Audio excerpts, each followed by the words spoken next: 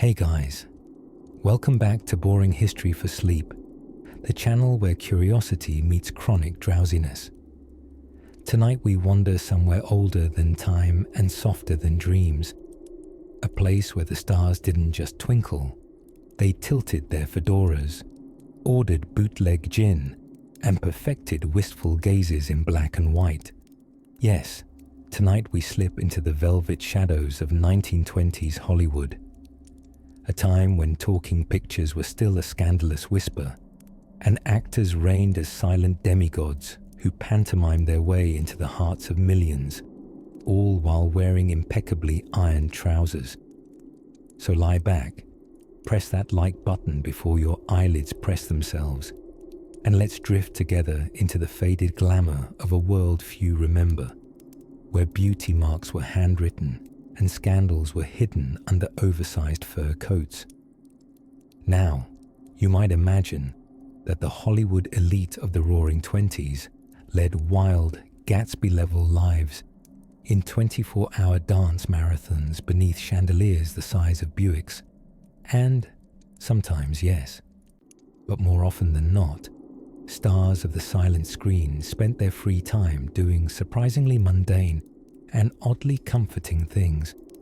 Very quiet things. Fitting, considering they made a living without saying a word.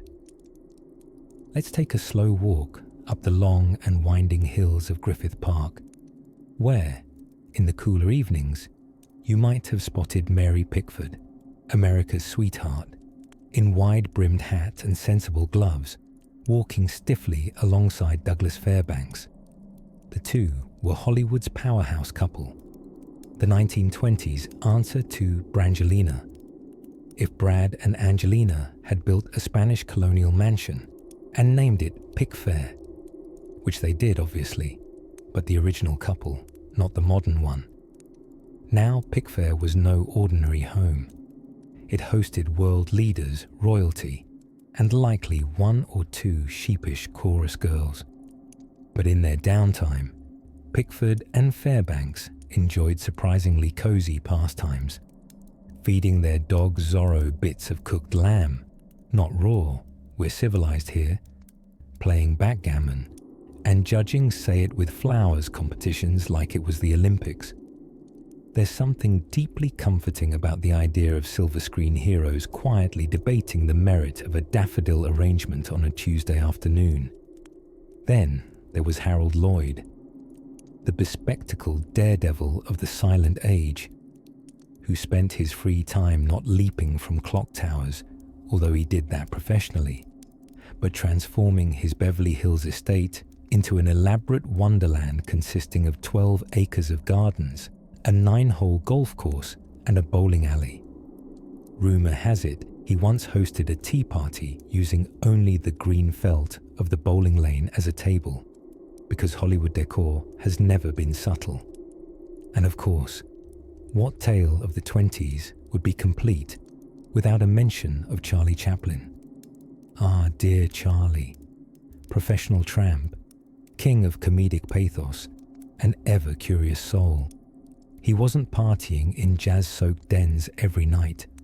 No, many evenings, he could be found in a bathrobe, playing the violin to an audience of one, himself, puffing on a pipe and looking dramatic about it.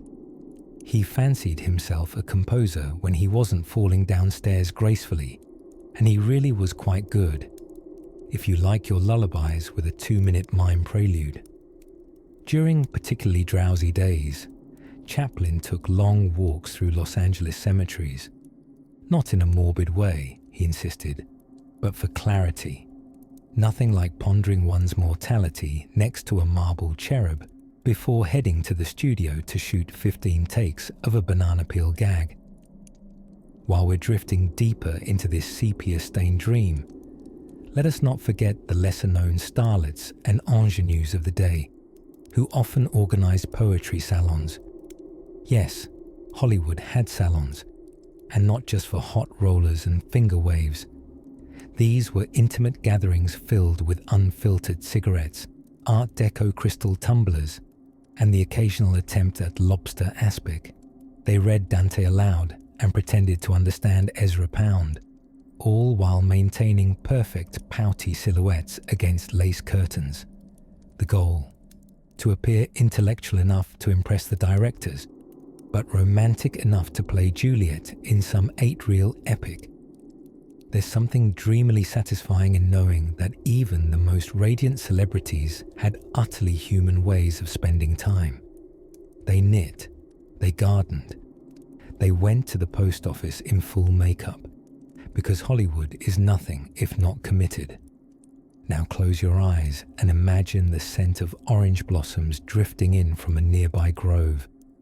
Back before Los Angeles became a tangle of freeways, the gentle glide of a piano from an open bungalow window, and somewhere the soft rustle of taffeta as Clara Bow tiptoes past the hedges, hiding from yesterday's headline.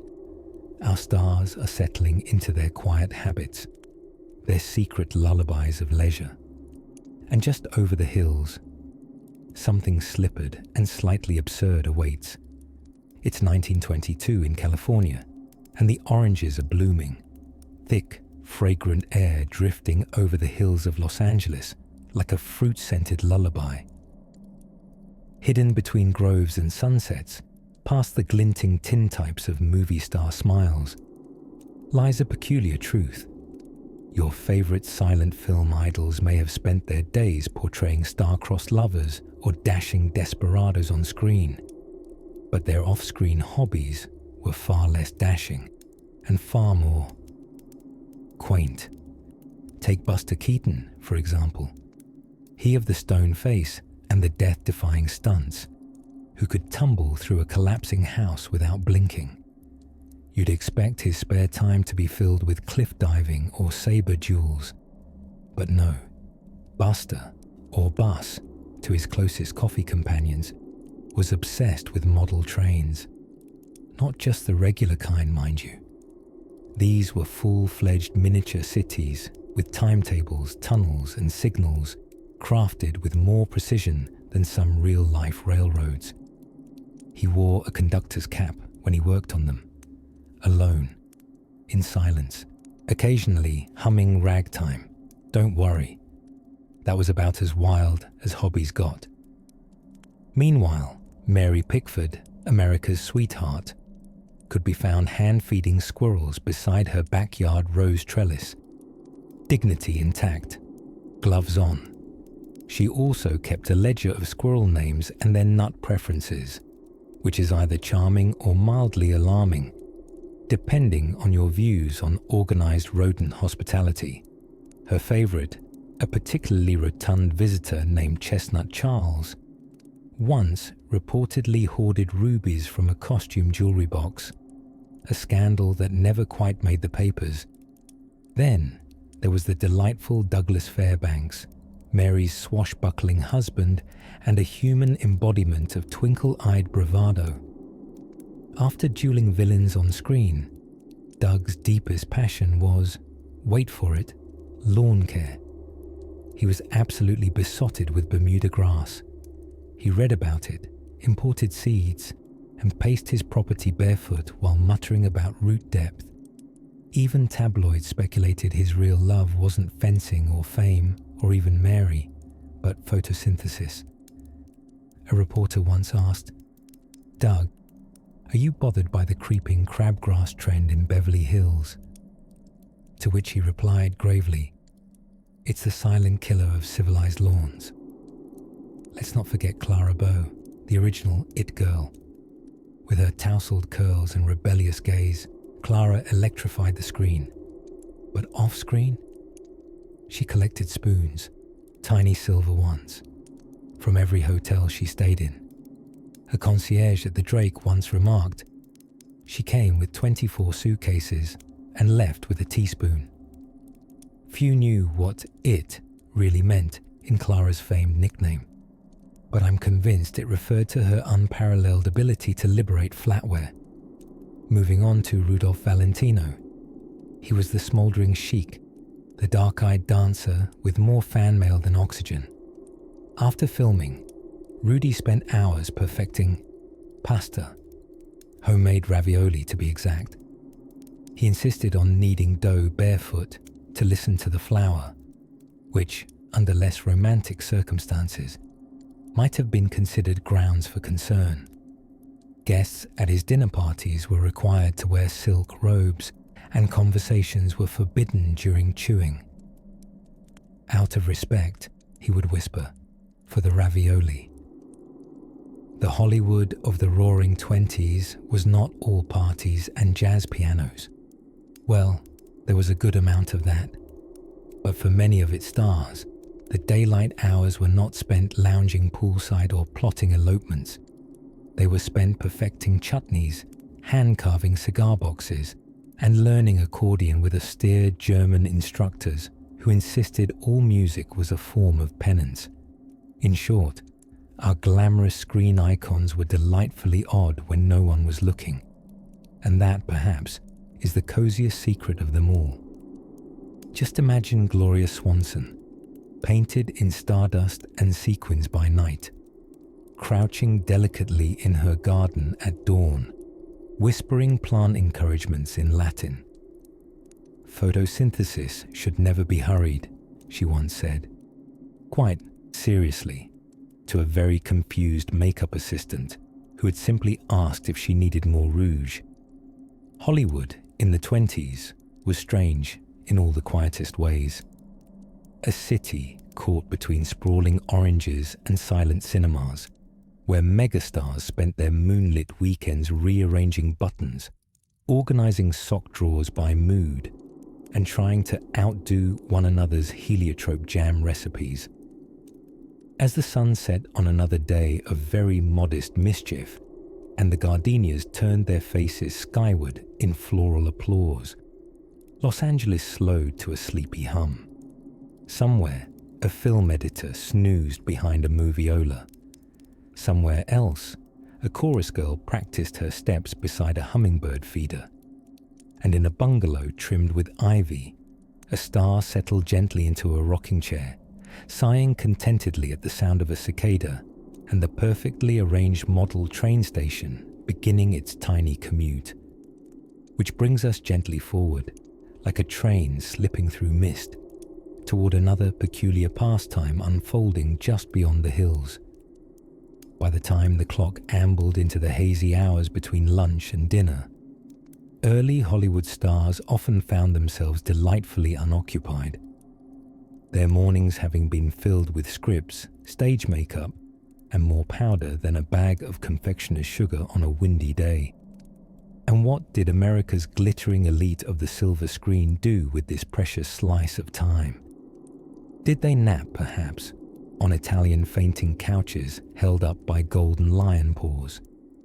Occasionally, yes, but more often, they indulged in the delightful art of eccentrically passing the hours, preferably while wearing lounging robes that could also double as window treatments. Take Gloria Swanson, for instance. The dramatic First Lady of cinema had a taste not just for camera angles and crocodile handbags, but also for afternoon tea parties that would make Lewis Carroll's Mad Hatter reach for a chamomile. Swanson hosted intimate gatherings in her garden, a blooming hideaway where birds chirped politely, and the pastries were better dressed than her guests. At these affairs, conversation fluttered from the probable colour of Napoleon's socks to whether ghosts could learn to read. It was said, perhaps by an overzealous butler, that Swanson once entertained a medium and a mystic in the same hour. The medium left with indigestion. The mystic left with a screenplay idea. And yes, my dearest listener, the Ouija board made more appearances in these parties than the gravy boat. In an effort to communicate with the ancient philosophers, or at least find a faster way to contact their agents, stars would gather around circular tables with pinkies out and foreheads tilted back, looking spiritually chic under the dappled shade of avocado trees. Houdini, the great illusionist, occasionally crashed such seances just to debunk them with the flair of a magician and the attitude of a bored uncle at Thanksgiving. Meanwhile, the afternoon also delighted silent film stars with a love affair for words. Irony abounded, as these actors, once muted by the medium, delighted in clacking away at typewriters with the focus of caffeinated squirrels. Charlie Chaplin, who spoke volumes without saying a word, reportedly spent quiet hours crafting eloquent essays, political musings, or melodramatic tech support letters to Underwood when the ribbon refused to cooperate. Hollywood scribbles weren't just about scripts. Rudolph Valentino, the smouldering heartthrob with a gaze that could make wallpaper blush, enjoyed journaling beside his open window, the breeze ruffling his notes and his ego in equal measure. He'd write his thoughts on love, horses, and how challenging it was to find a decent Turkish coffee outside of Constantinople. Ladies of the silent screen found equal escape in typewritten musings. Louise Brooks, sleek Bob ambassador of modernity, cultivated a diary that would later dazzle historians with its wit, sass, and a surprisingly accurate hummus recipe passed along by a stagehand named Bert. She enjoyed composing letters, long ones that meandered like lazy cats, to friends across Europe. Most involved tales of dreamlike mornings spent in silk pajamas and afternoons debating the metaphysical properties of lipstick.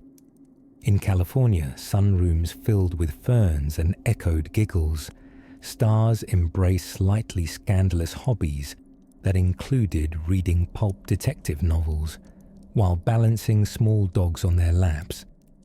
Some became amateur astrologers, mapping the heavens with all the reliability of a fortune cookie printed at sea. Mary Pickford was said to have kept a telescope by her vanity, not for stargazing, but, as she claimed, to keep an eye on the upper east corner of Venus, where my luck seems to live. And let's not forget the type of star who took afternoon leisure quite literally, by getting lost in the garden maze built for no other purpose than to occasionally panic houseguests. Douglas Fairbanks once boasted that his maze contained 14 turns and one punchline, though history has kindly misplaced the punchline for dramatic effect. So it was, in the soft lull of post-lunch Tinseltown, between martini recipes and mood rings, that the stars of the roaring 20s showed their quieter selves. Thoughtful, eccentric, sometimes over-scented, but always wrapped in the gentle comfort of a time when fame allowed one the luxury of whimsical afternoons. And as the sun slid just slightly lower, casting long shadows across bougainvillea-covered pergolas and Art Deco sun hats, the air began to shift. The hour of quiet indulgence was drawing to a close, and that curious, humming energy of evening was beginning to bloom. Something delightful awaited just around the twilight, when one imagines the roaring 20s in Hollywood. Visions of champagne-soaked galas, sultry jazz, and jitterbugging starlets likely come to mind. But in the quiet corners of Los Angeles, or at least as quiet as a city full of car horns and silent film, directors shouting into megaphones could be, some of the most dazzling stars spent their off-camera hours not in high drama, but in humble domesticity, fringe hobbies, and rather curious habits. Take, for instance, Gloria Swanson, grande dame of the silver screen, and a woman who oozed glamour from the tips of her bobbed hair to the soles of her satin slippers. Gloria, darling of the tabloids, had a not-so-secret affection for juice cleanses. She believed quite earnestly that celery juice could realign your stars and improve your chai. Now, medical science at the time was still debating whether germs truly existed, so let's not be too hard on her.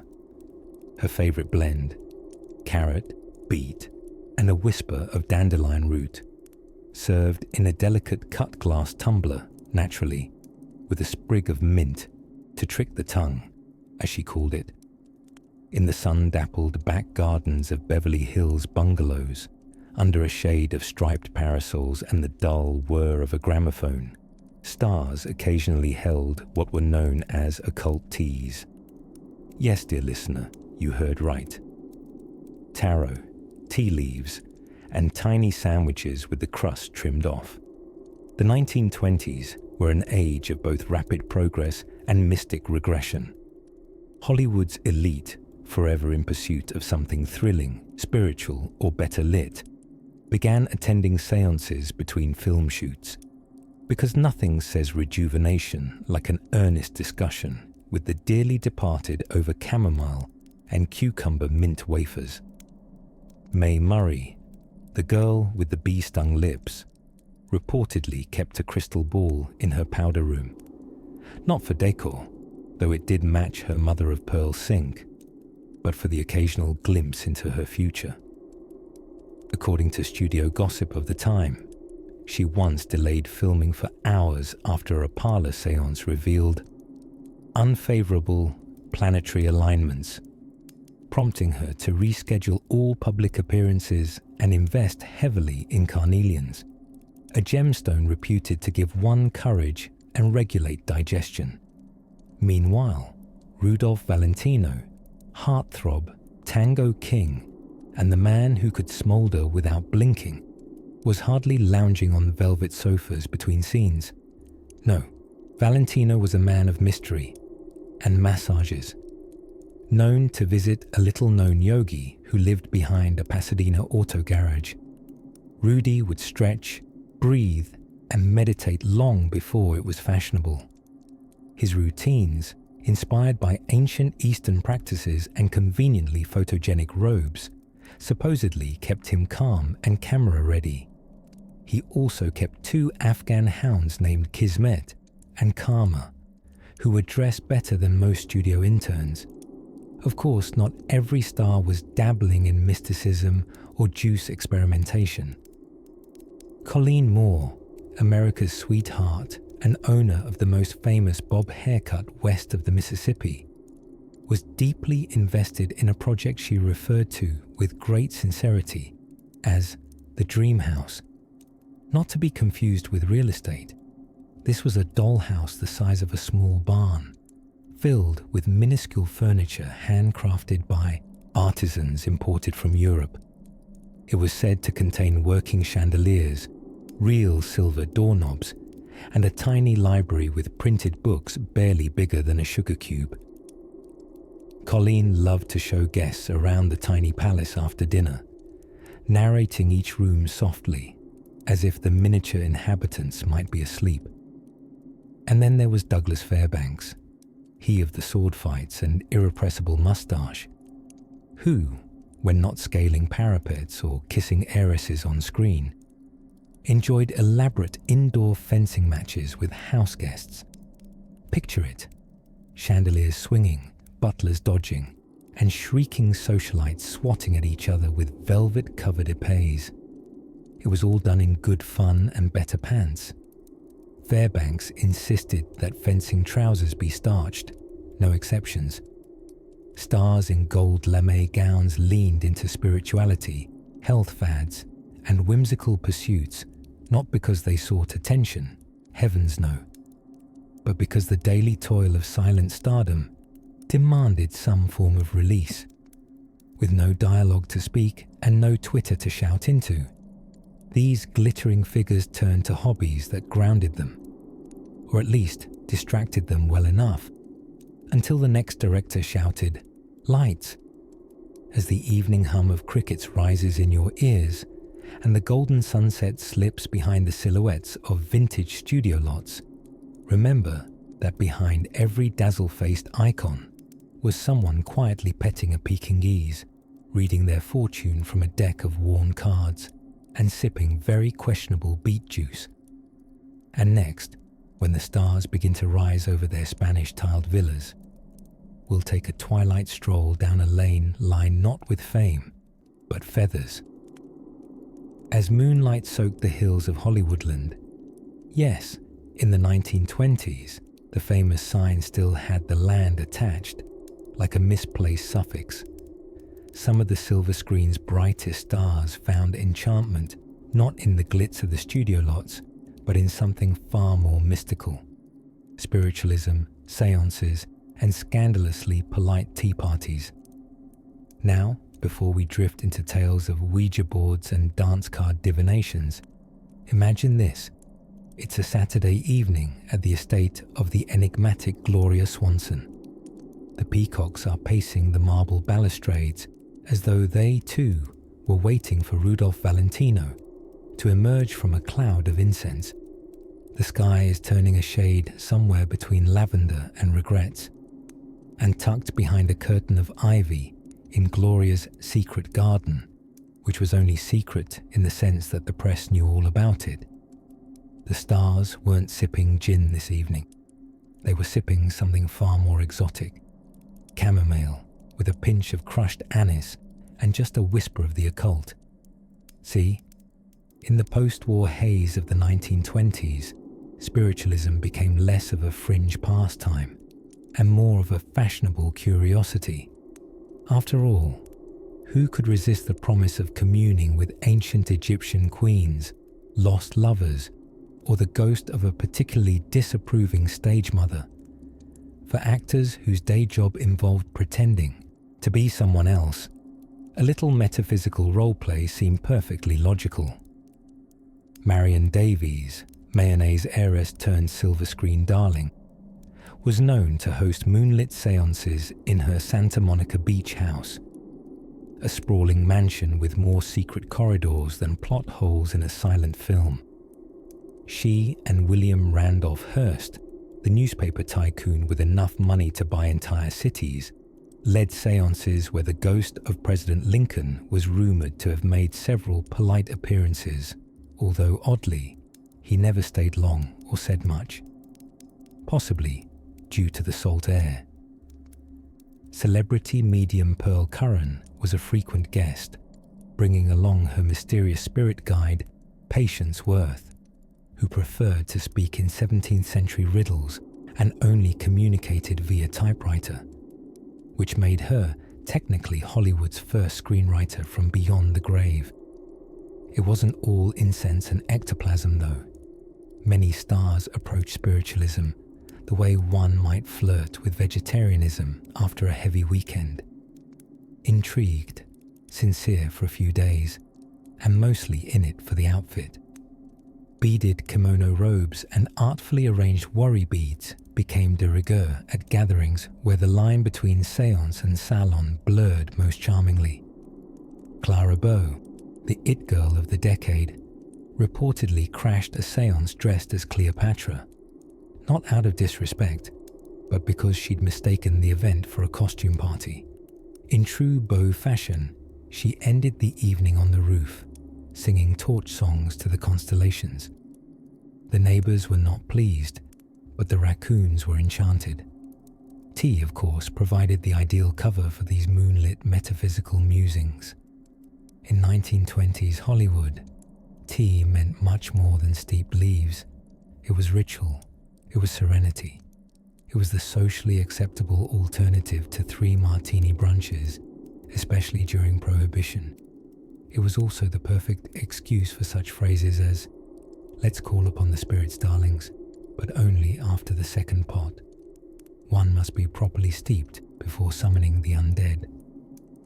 And so they came. Not the spirits, necessarily, but the guests. Costumed, curious, leaning softly into the sound of harp music, wafting from some unseen corner of the estate. One of the more famous hauntings, if we can call them that, allegedly happened during a dinner at Mary Pickford's place, Pickfair. The walls were rumoured to creak with messages from the other side. Some believed it was the dearly departed Douglas Fairbanks' overzealous gardener, leaving cryptic notes in the wallpaper, while others suggested it was merely the plumbing.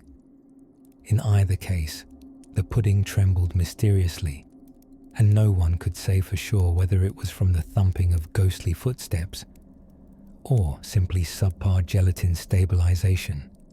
Trance states were achieved. pendulums were swung. One actor allegedly converted to Buddhism, Theosophy, and nudism in the same week, though that may have been unrelated. But perhaps the most heartwarming fact of all was this: for many stars, these so-called otherworldly evenings were simply an excuse to slow down, to escape the constant clicking of cameras, the studio contracts, and the pressures of always pretending to be someone extraordinary. Around a table of flickering candles, sipping softly steaming cups of floral tea, they could be something far rarer in Hollywood themselves. And so, beneath the rustling palms and Arabian incense, the stars of the roaring 20s held space not just for ghosts, but for each other, quietly yearning for something bigger, perhaps, or just for a second cup of tea. Now, if you're feeling the gentle tug of sleep at the corners of your mind, rest easy knowing that next we'll wander into a far quieter controversy. One involving napkin etiquette, duck feathers, and a piano that refused to play anything but ragtime. Between martini-fizzed galas and all-day shoots under the blazing California sun, one might assume that the last thing a Hollywood starlet wanted was dirt in her manicure. And yet, in the quiet golden hours before the world expected them to sparkle, some of the roaring 20s' most luminous stars could be found tending to rose bushes and tomato vines, clad not in sequins, but overalls. You see, gardening in the 1920s was not merely the hobby of tweedy professors in elbow-patch jackets or kindly aunts growing zucchinis the size of baguettes. No, in the hills of Los Angeles, tending a garden became something rather glamorous. Perhaps it was the allure of escaping the business of becoming icons, or perhaps it was merely the joy of poking at the earth and watching it give back. Either way, it became, quite literally, the dirty little secret of Hollywood's elite. Take Gloria Swanson, for instance. Known for her dramatic eyebrows and feverish expressions, she was also a devoted adherent of raw food and organic living, decades before kale smoothies were fashionable enough to cost $12.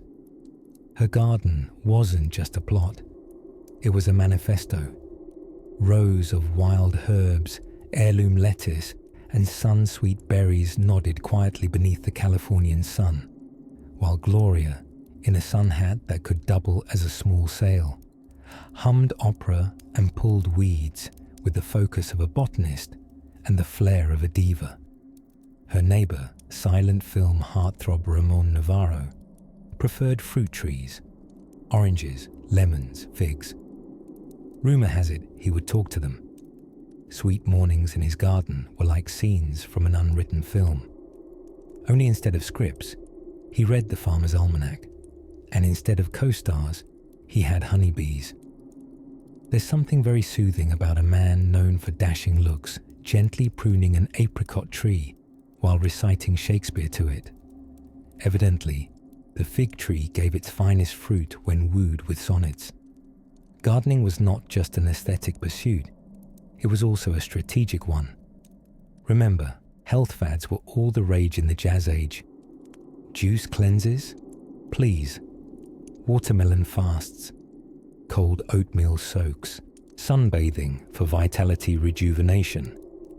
A personal garden was your own wellness emporium in the backyard. Stars would host cucumber-themed brunches, where every dish involved cucumbers, cucumber sandwiches, cucumber lemonades, cucumber pie, which never quite caught on. If zucchini muffins are the yoga pants of baked goods today, cucumber pies were their spiritual ancestors.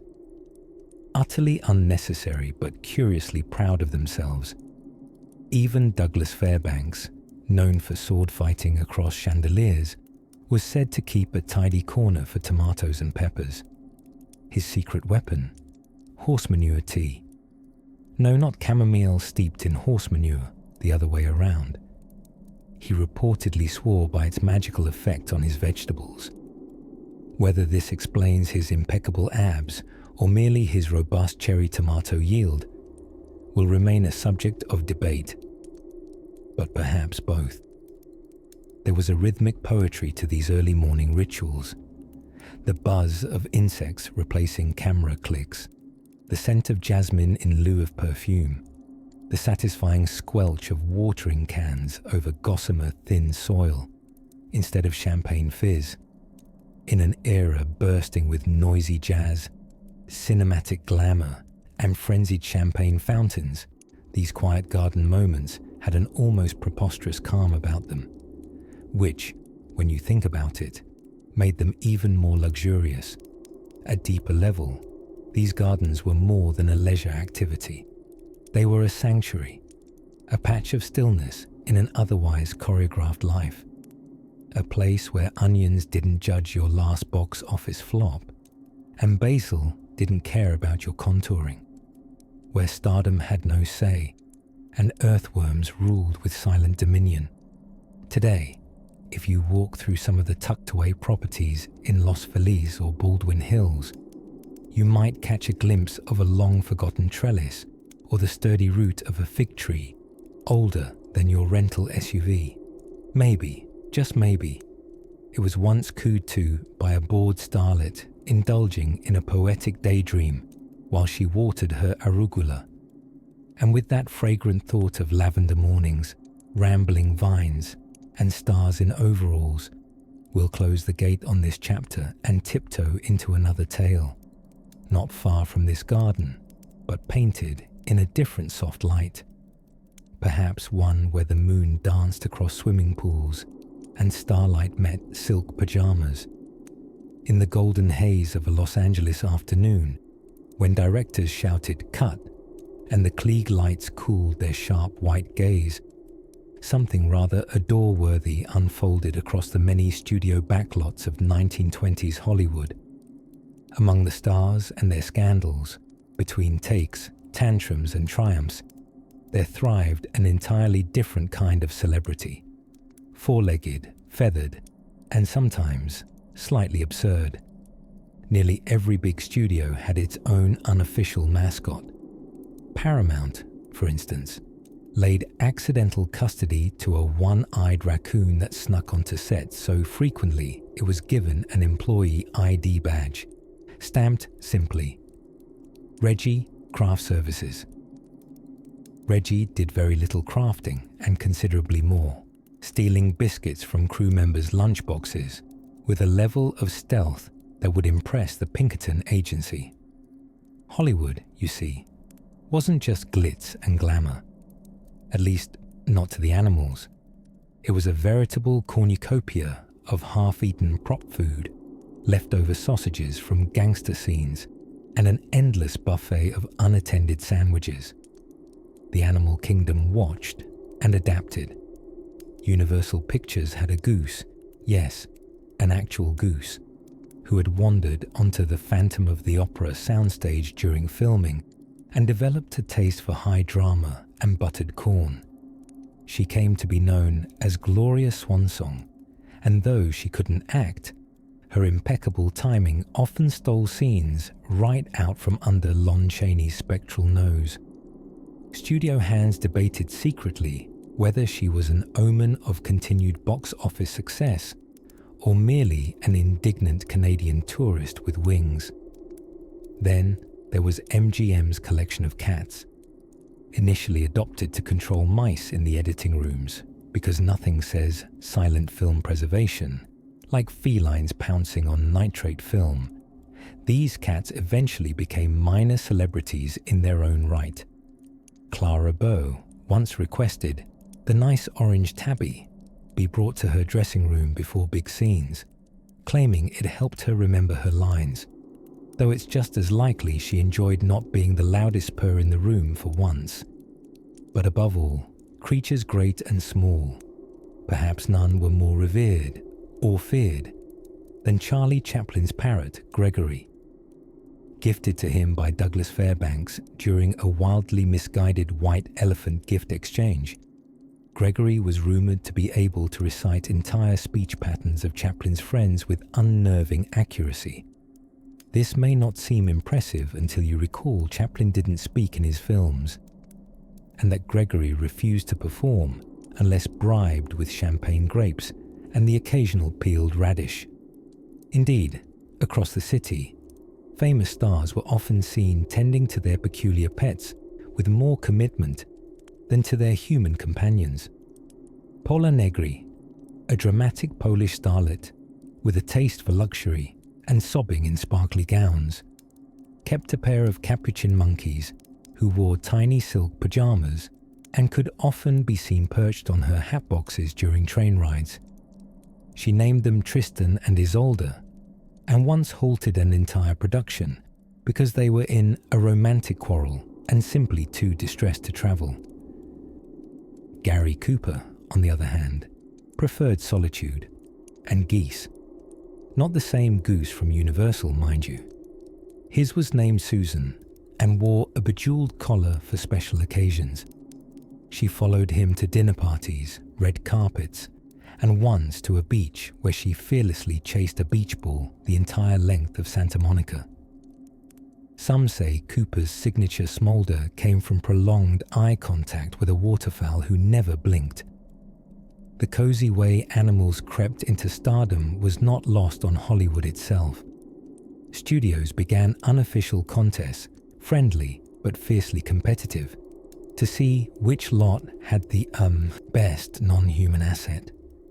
When one anonymous squirrel managed to nest inside the lighting rigs of 3 separate major films and lose only one paw to slapstick irony, someone stitched him a tiny tuxedo and held a retirement party. Word on the street is W.C. Fields was jealous of the squirrel's comic timing. But perhaps the softest little secret of Tinseltown's roaring 20s was simple.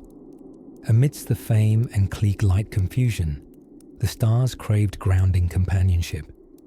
And what better grounding is there than being drooled on by an English bulldog while trying to do a love scene, or having your ostrich bite the director and flee into the wardrobe department? So yes, while the world gazed at their mirrored glamour behind the scenes, Hollywood stars were cleaning bird cages in satin robes and bribing marmots with fruit tarts. It all just went to show that even the most luminous among us need a friend who doesn't care about scripts, salaries, or screen time. Just snacks. Now, as the sun descends gently behind the hills of pretend, we trail behind a cat named Irving as he winds his way through a dim hallway on the Warner Brothers lot, pouring open a door to a room few ever get to enter, a special space where the stars whispered their dreams and secrets safely into velvet chairs. Let's follow him in.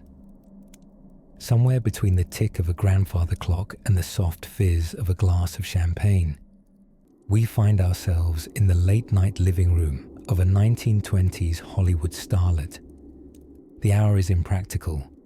The air smells faintly of orchids and powder, and a gramophone hums the tender strains of a Cole Porter tune, spinning round as if it has forgotten how to stop.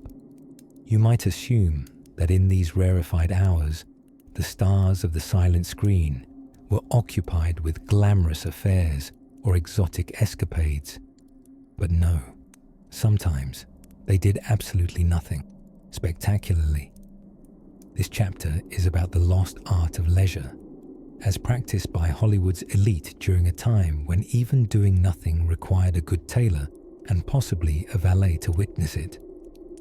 Clara Bow, the it girl herself, was known for her mischievous energy on screen, but in her downtime, she often indulged in what she called her pajama parties. These weren't wild bacchanalian orgies as the gossip papers teased. They were cozy affairs in silk and slippers, where friends nibbled on sandwiches cut into triangles and played endless rounds of parcheesi under the soft buzz of Art Deco lamps. Occasionally, a fox terrier would dance across a rug for attention, and someone might call for more caviar. not because they were still hungry, but because caviar just felt appropriate on a Tuesday at 1 a.m. Meanwhile, Rudolph Valentino, the smouldering sheikh of the silver screen, had a curious fix for boredom. Indoor fencing. Yes, picture this. Late at night, in a lavish Spanish-style villa in Hollywood Hills, he'd don a crisp fencing uniform, often alone, and pretend to duel imaginary pirates in his reading room. The chandeliers trembled at the whoosh of his blade, and his Afghan hounds sighed dramatically from the fainting couch, used to this nonsense by now. Ironically, some stars adored sitting still so fiercely that it became an act of rebellion. Douglas Fairbanks, who swashbuckled through entire castles by day, was known to lie on a divan for hours simply staring at the ceiling. Staff reportedly knew not to interrupt him because he was visioning.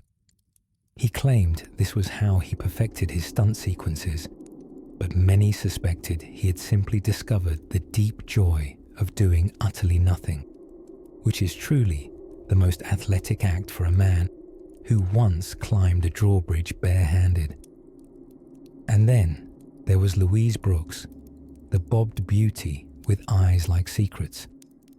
She enjoyed nightly sessions of thinking with her cats, as she called it. This involved dim lighting, a cup of hot milk, and an armchair near a window where she could watch the headlights drift along Sunset Boulevard. Accompanying her were two impeccable Persian cats named Edgar and Agnes, both of whom knew how to give her their opinions in inscrutable silence.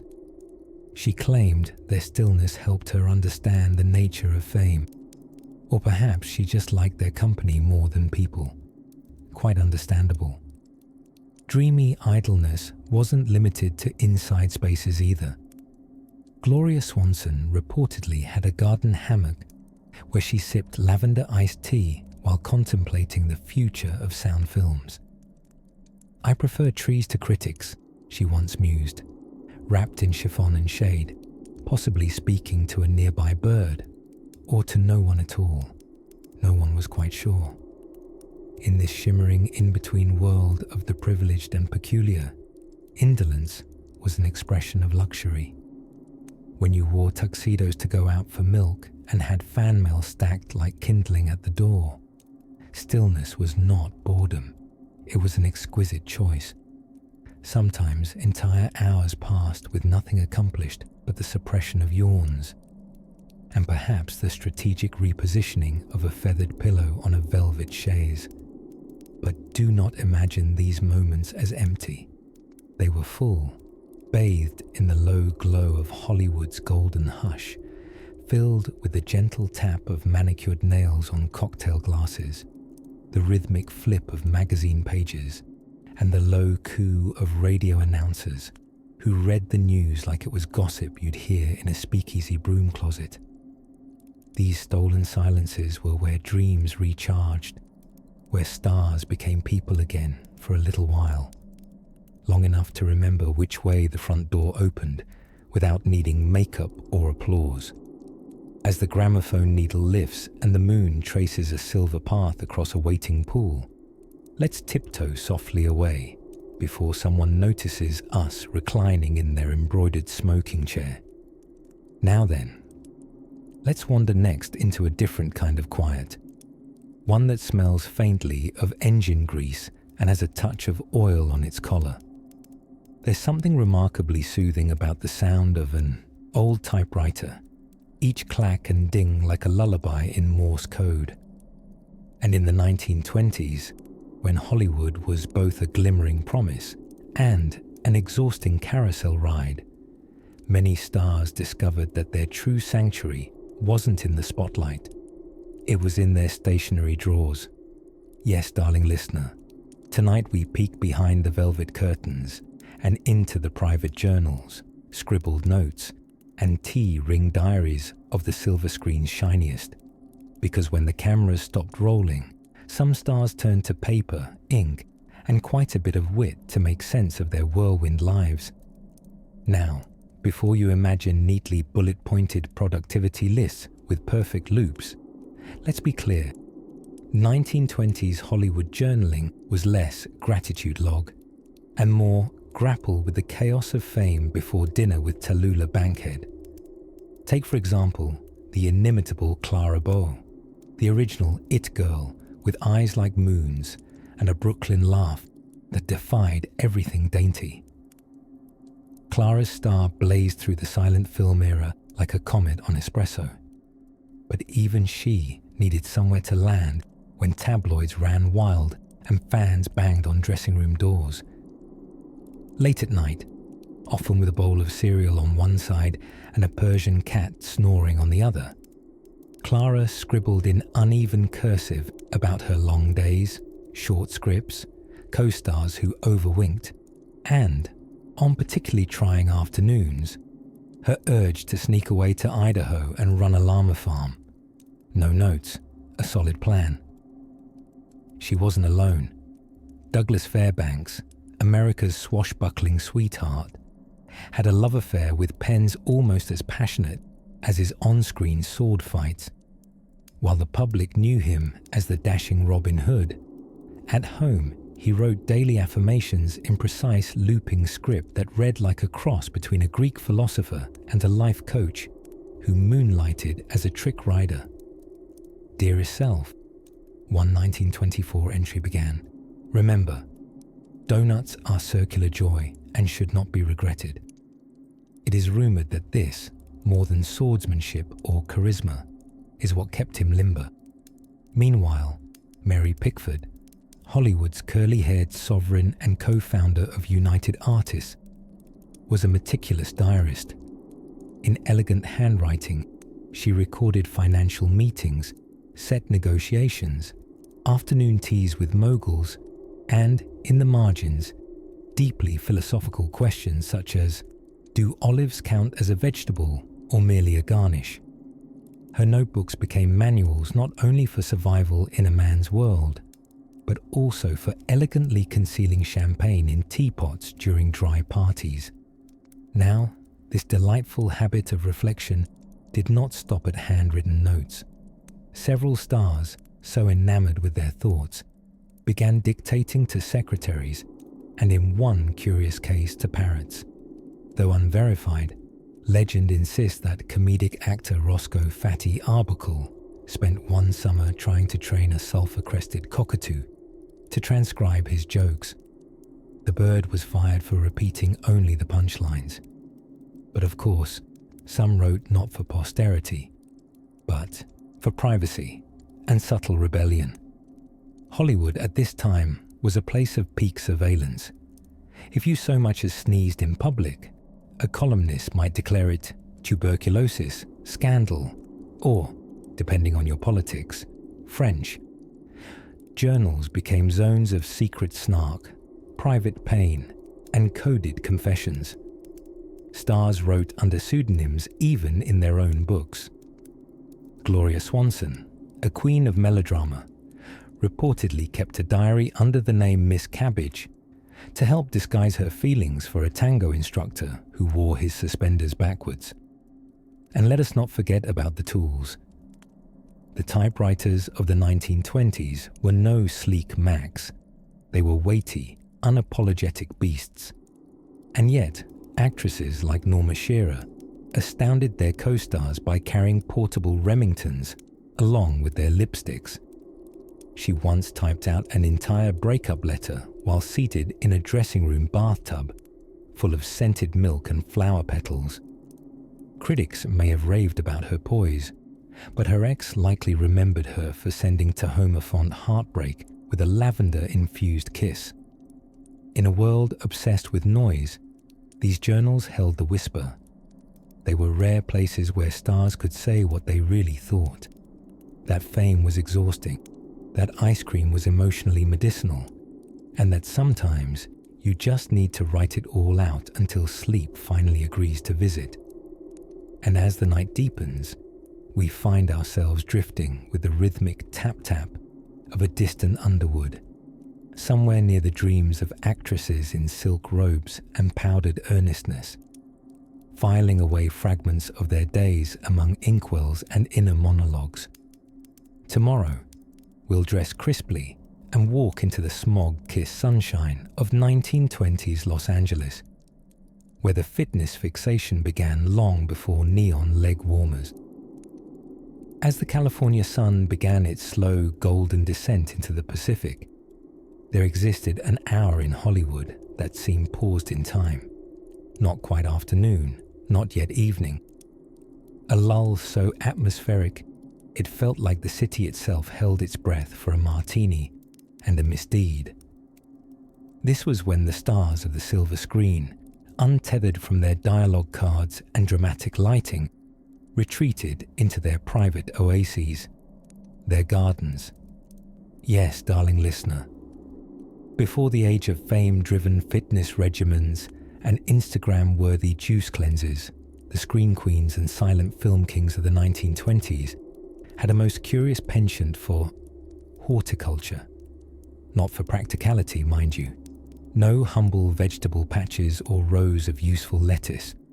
No, these gardens were temples of aesthetic nonsense. Lemon trees that bore limes, fountains that burbled powdered milk for very confused pigeons, rose hedges trimmed not into topiary animals, but into silhouettes of the stars themselves. If you ever spotted a hydrangea suspiciously shaped like Gloria Swanson's profile, you were not hallucinating. It was just a Thursday. Among the most famous of these floral follies was Pickfair, the palatial estate of Mary Pickford and Douglas Fairbanks, where opulence met eccentricity, commendably kept on a first-name basis. Their garden had an entire wing. Yes, a wing, with pergolas like columns of a lost temple, trumpet vines winding up like romantic declarations, and a fish pond that employed an unpaid intern to occasionally make fish noises for effect. Here, tea parties were less about refreshment and more about reputation. Invitations were scented, sealed with wax, and delivered via chauffeur. The guests, bedecked in their most fragile chiffon, arrived to find tables groaning under silver trays of cucumber sandwiches, sticky squares of Turkish delight, and teacups containing suspiciously champagne-like herbal infusions. It was said that if you spilled a secret at Pickfair, it flowered under the rosebush and reappeared as a blind item in Photoplay magazine within a fortnight.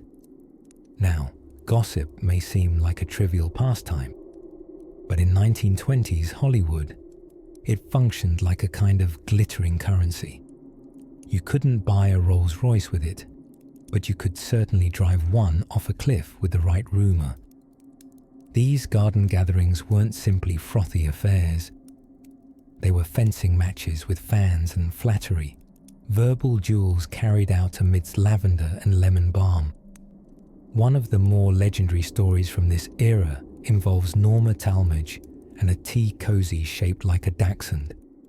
She insisted it was a German heirloom, a gift from the late Kaiser Wilhelm. No one dared question her, of course, because she had recently outacted a feral parrot in a jungle drama, and thus carried a certain theatrical authority. But by dessert, a hypnotically wobbly blancmange, someone let slip that the same tea cozy had appeared in a Woolworths window with a price tag of 98 cents. It was never seen again. Fashion in the garden setting was its own choreography. Straw hats adorned with peacock feathers taller than the host, parasols painted with endearments in French, and gloves so delicate they could crumble under the weight of a handshake. The men, often less fussed, except for John Barrymore, who once showed up in full Shakespearean regalia purely to rebut a joke about his garden being full of weeds, generally wore suits even in absurd heat, neckties clinging to them like devoted sea creatures. There was a brief but deeply earnest movement called botanical mysticism, wherein several actors attempted to read fortunes through the way sunlight refracted in a wineglass beside a rose. Some claimed to see impending stardom, others an endorsement deal with a margarine company. Nothing came of it except a rash of sunburn and confusion. Yet, despite the melodrama of their decor and the winking pretension of their habits, these garden escapades were strangely innocent. Removed from the eye of the public, in an age before paparazzi had telephoto lenses, the stars could be themselves, or at least a softer version of themselves. A version who admired petunias, asked unanswerable questions about bees, and wandered barefoot from table to table, muttering amateur poetry inspired by ferns. As night began to prickle at the edges of the horizon, and the lucky few guests and their feathered hats were chauffeured away, the gardens would fall silent, save for the soft clinking of porcelain cups being gathered by maids and the occasional sigh of a neglected peacock. By dawn, the roses would forget all they'd heard, but the stars never quite did. And speaking of secrets that bloom best after dark, our dreamy expedition through this gilded age of repose tiptoes next into something even more beguiling. Picture it: a drowsy afternoon in the Los Angeles hills, with the sun lounging lazily in a tilted sky, and the scent of orange blossoms and freshly misted rose bushes putting even the bees in a meditative trance. Somewhere behind ivy-covered gates and mahogany doors as tall as movie posters, the glamorous elite of roaring Hollywood were engaging in one of their favorite and surprisingly tranquil pastimes: the garden party. Now, if you're imagining crustless cucumber sandwiches and parasols, you wouldn't be wrong, but you'd be only skimming the lace-trimmed surface. These garden parties were fevered dreams of extravagance wrapped in serene trappings. A certain Valentino-esque blend of opulence and horticulture that made afternoon tea smell ever so faintly of prohibition defiance and hair pomade. Silent film heartthrob Douglas Fairbanks was known not only for his swashbuckling on screen, but for having a backyard so extravagant it included a mock canal, a vineyard, and what he seriously insisted was a Moorish melon grove. His Sunday gatherings, a who's who of the celluloid elite, often featured impromptu sword fights in the lavender beds, followed by pianola-fueled charades beneath a gazebo strung with fairy lights and ambition. But it wasn't all fencing and fermented fruit. For many stars of the 1920s, gardening itself became an obsession and, dare we say, a kind of therapy. In a world of flashbulbs and endless retakes, there was something soothing in simply growing beans, even if one had to wear silk trousers to do it.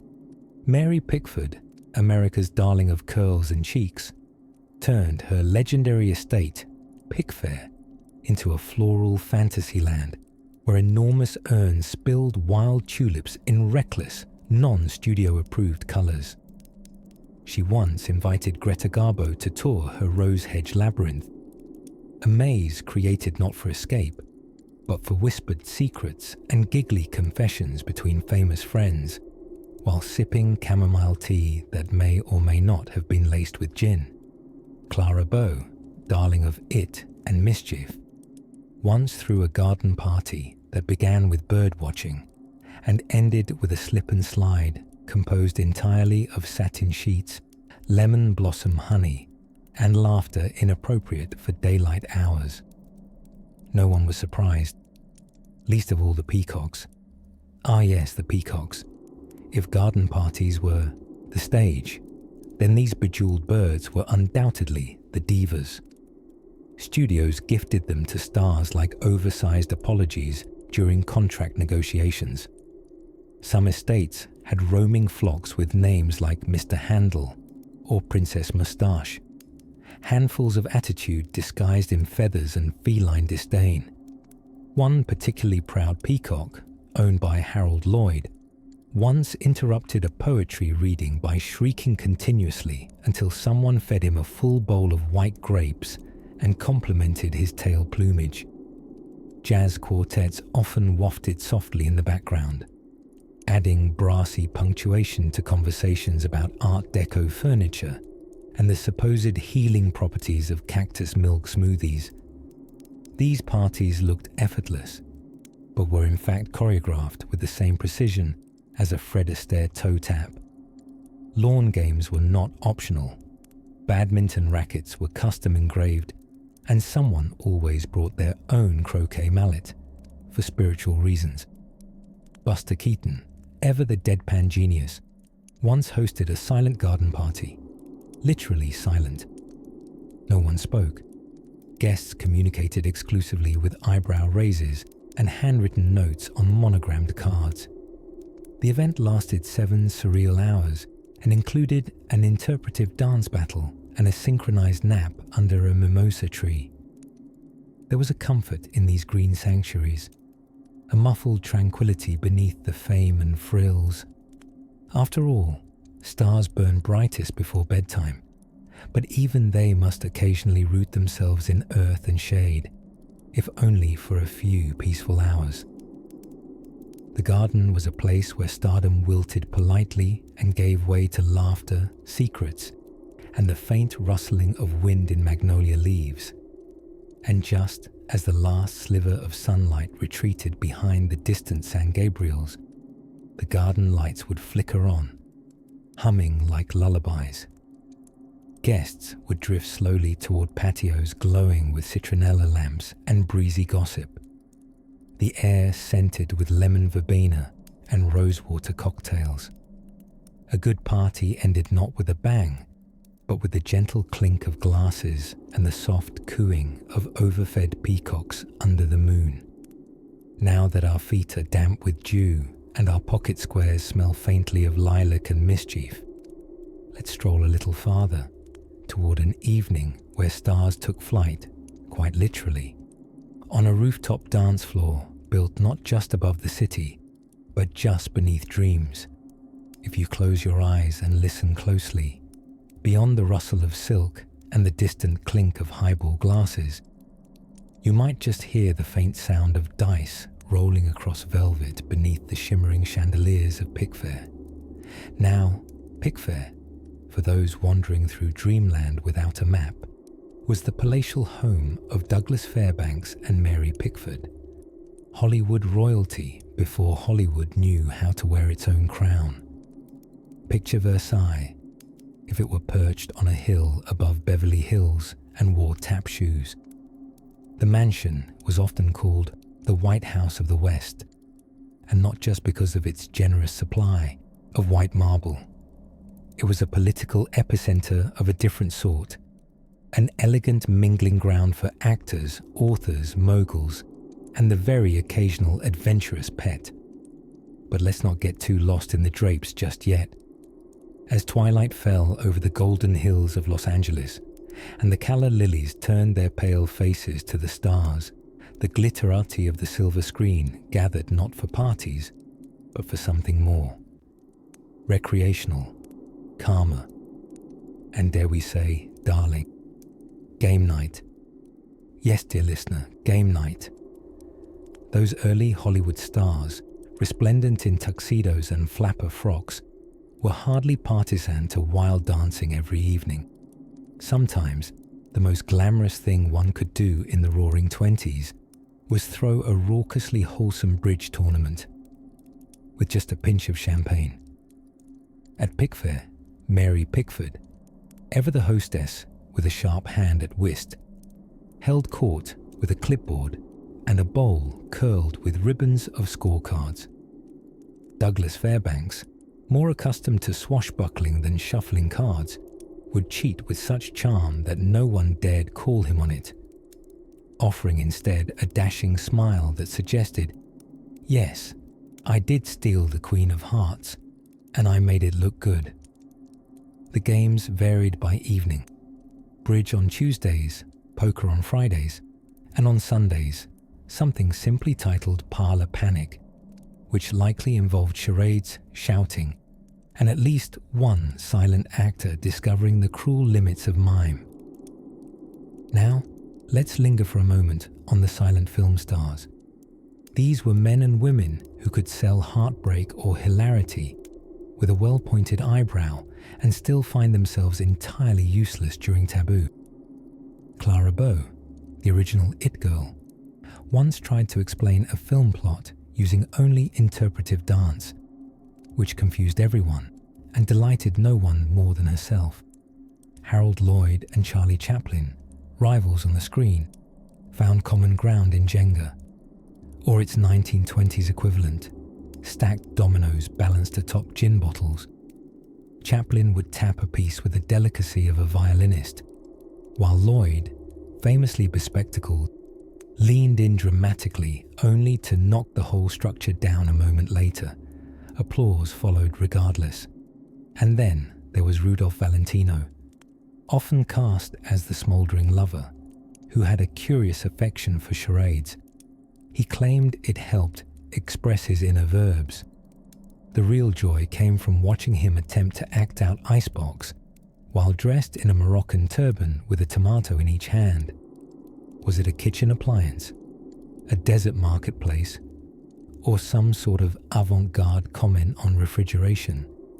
The answer, friend, is lost to time and giggles. Game nights didn't end promptly.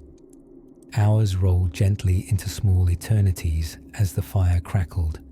Slippers were exchanged for spats, and at least one actress always tried to sneak her way into the pantry to find Mary Pickford's secret raspberry tartlets.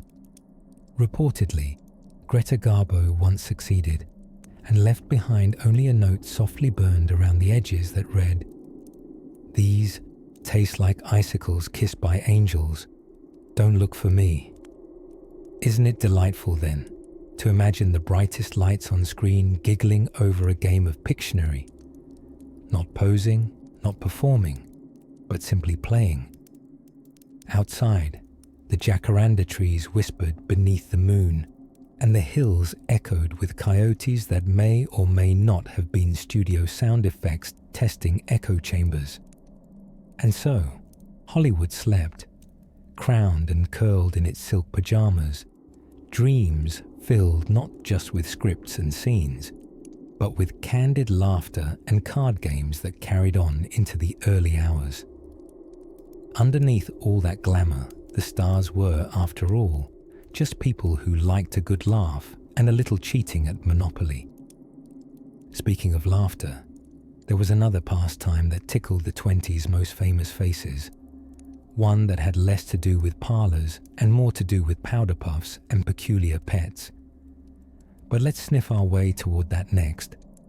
Lights dimmed low over the sprawl of Los Angeles, and while the rest of America puzzled over crossword grids and tried to coax their Model Ts uphill, a peculiar obsession gripped the sun-kissed enclaves of Hollywood.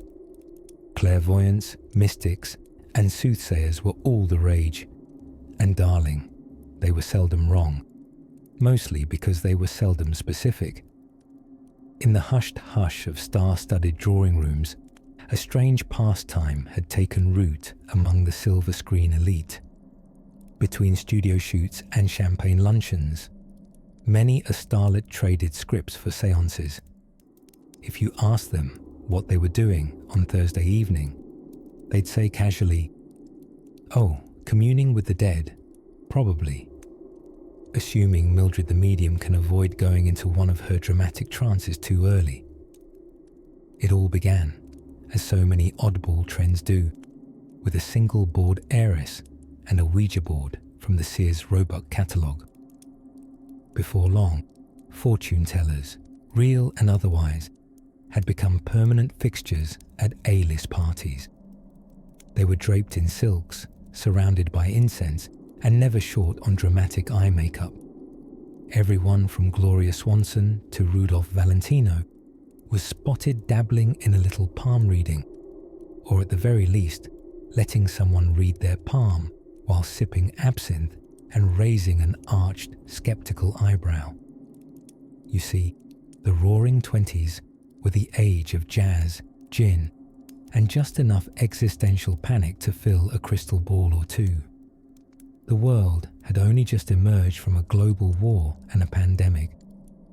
Between the Charleston and the champagne bubbles, people rather liked the idea that somewhere amidst the smoke and mirrors, spirits might actually be listening, and maybe even offering career advice. Rudolph Valentino, the smouldering lover of the silver screen, was famously fascinated by the occult. He consulted astrologers regularly and reportedly carried a lucky charm given to him by a Sicilian witch, or possibly just a very convincing landlady. His second wife, Natasha Rambova, fashion designer, set decorator, and part-time mystic herself, hosted candlelit seances complete with automatic writing sessions. Automatic writing, in case you're wondering, is when one channels a spirit through their hand to write significant messages, or in some cases, just vague Latin and a grocery list. There were spiritual advisors who became celebrities in their own right. Evangeline Adams, America's most famous astrologer, had clients that included some of the biggest names in early Hollywood. She worked from the Hotel Carlton in New York, while managing to stay delightfully vague and yet uncannily persuasive. When asked how she gave such accurate predictions, she simply said, "The stars speak. One must only learn to listen." And apparently, the stars were particularly chatty when big tipping was involved. But not all psychics were so serene. Some were dramatically theatrical. There was Madame Sylvia, a medium with more beaded jewelry than personal ethics. She boasted that she could conjure long-deceased European royals on command, though curiously, they all spoke suspiciously with her same Bronx accent. And then there were the tea leaf readers. Silent film star Clara Bow once joked that she landed half her roles because her tea said she would. A soothing pot of Earl Grey steeped until visions swirled in a porcelain cup. That was the idea anyway. In reality, it often required more imagination than insight. But in Hollywood, imagination was practically currency. Even the studios got in on the action. Some producers wouldn't launch a picture without consulting an astrologer first. If Mars was angry and Mercury retrograded, production was delayed. Scripts were rewritten. Casts were reshuffled under Jupiter's watchful gaze. Whether the film was to be a hit or a hopeless flop, well, only the stars could say, and possibly a very charismatic man named Nigel holding his crystal. By the time sunset bathed the Hollywood sign in blush and gold, studios slept and parties stirred. The mystics packed up their velvet bags, collected their coin, and disappeared into the shadows, leaving behind a trail of rose-scented smoke and half-heard prophecies. And our beloved screen idols, they jotted down their horoscopes, adjusted their turbans more earnestly than needed, and of course, checked the tea leaves, just one more time, in case they missed a clue about who was to kiss whom in Reel 5. And as the last jazz notes floated in the air like jasmine-scented ghosts, a curious calm settled over the dreaming city. Because in Hollywood, mystery wasn't just a genre. It was a lifestyle lovingly suspended in star charts and chandelier light. Now, while our mystics fold their shawls and the tea cools in porcelain saucers, let's stroll toward another curious corner of silent-era stardom. Next, we'll peek inside a surprisingly athletic obsession shared by even the most glamorous screen legends. By the time the flapper fringe had settled and the gramophone had been wound back for the third dreamy waltz, something mysterious would often stir within the mansions of early Hollywood. Not scandal, well, not always, but something more delicately mischievous, something masked, something moonlit. You see, in the roaring 20s, when talkies were still only a whisper on the wind and radio ruled the living room. Many of Hollywood's most luminous silent stars spent their off-screen time doing what any overworked icon might do, throwing whimsical, whisper-only masquerade balls under the California night sky. Now, don't imagine grand costume parties filled with overcompensating glamour. Not yet. These gatherings were half costume, half myth, thoroughly eccentric, and almost aggressively scented with gardenias. They were held not in ballrooms, but in the shaded courtyards of Spanish-style villas, beneath strings of soft golden bulbs, or, if someone had remembered, floating candles in decorative Coca-Cola bottles. The art of reusable elegance. The rumor was that Ramon Navarro, Latin lover of celluloid fame, once threw a masquerade where guests could only speak in rhyming couplets all evening. This made ordering champagne a bit slower, but infinitely more poetic. A flute of bubbles, if you please, to calm my nerves and cure unease. Gloria Swanson, ever the icon of dramatic flair, came to one such event dressed as a moonbeam. White silk draped from her shoulders like soft fog, shimmering with mother-of-pearl sequins so finely sewn that the seamstress went temporarily cross-eyed. She recovered, though she swore off anything more sparkly than dinner napkins. At these gatherings, the rules were few but firm. Masks on until midnight, no talking about films, and, perhaps most importantly, no onions in the hors d'oeuvres. That last one had to be made a rule after a particularly pungent mishap at a Buster Keaton garden affair, where charcoal-broiled shallots had nearly cleared an entire courtyard and fiancé roster. Even Charlie Chaplin, who rarely went entirely unnoticed, once attended in disguise as a Venetian apothecary. No one quite recognized him until he handed Douglas Fairbanks a bottle labeled Elixir of Ticklish Wisdom and did his trademark eyebrow wiggle. Even masked, Chaplin's eyebrows had a social life of their own. What made these masquerades so gently radical was not their extravagance, but their escapism. Hollywood stars of the 20s were adored in public, but often longed for anonymity as deeply as they longed for a quiet sit-down dinner without being handed a screenplay. So in these twilight soirees, the masks weren't just costumes. They were freedom. Behind satins and satyrs, bluebeards and flapper phantoms, they could, for a few hours, exist without expectation. A rare and cherished thing for the era's glamour-bound elite. Costumes ranged from the absurd to the antique.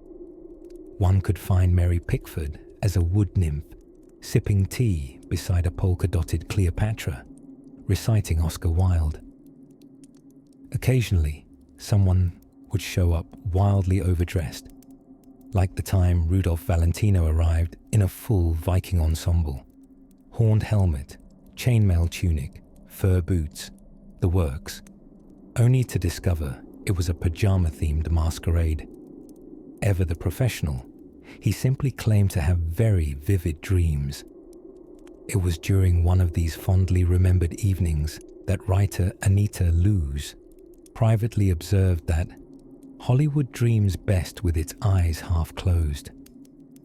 A lovely sentiment, though ironically typed on a typewriter built specifically for use in sunbathing chairs.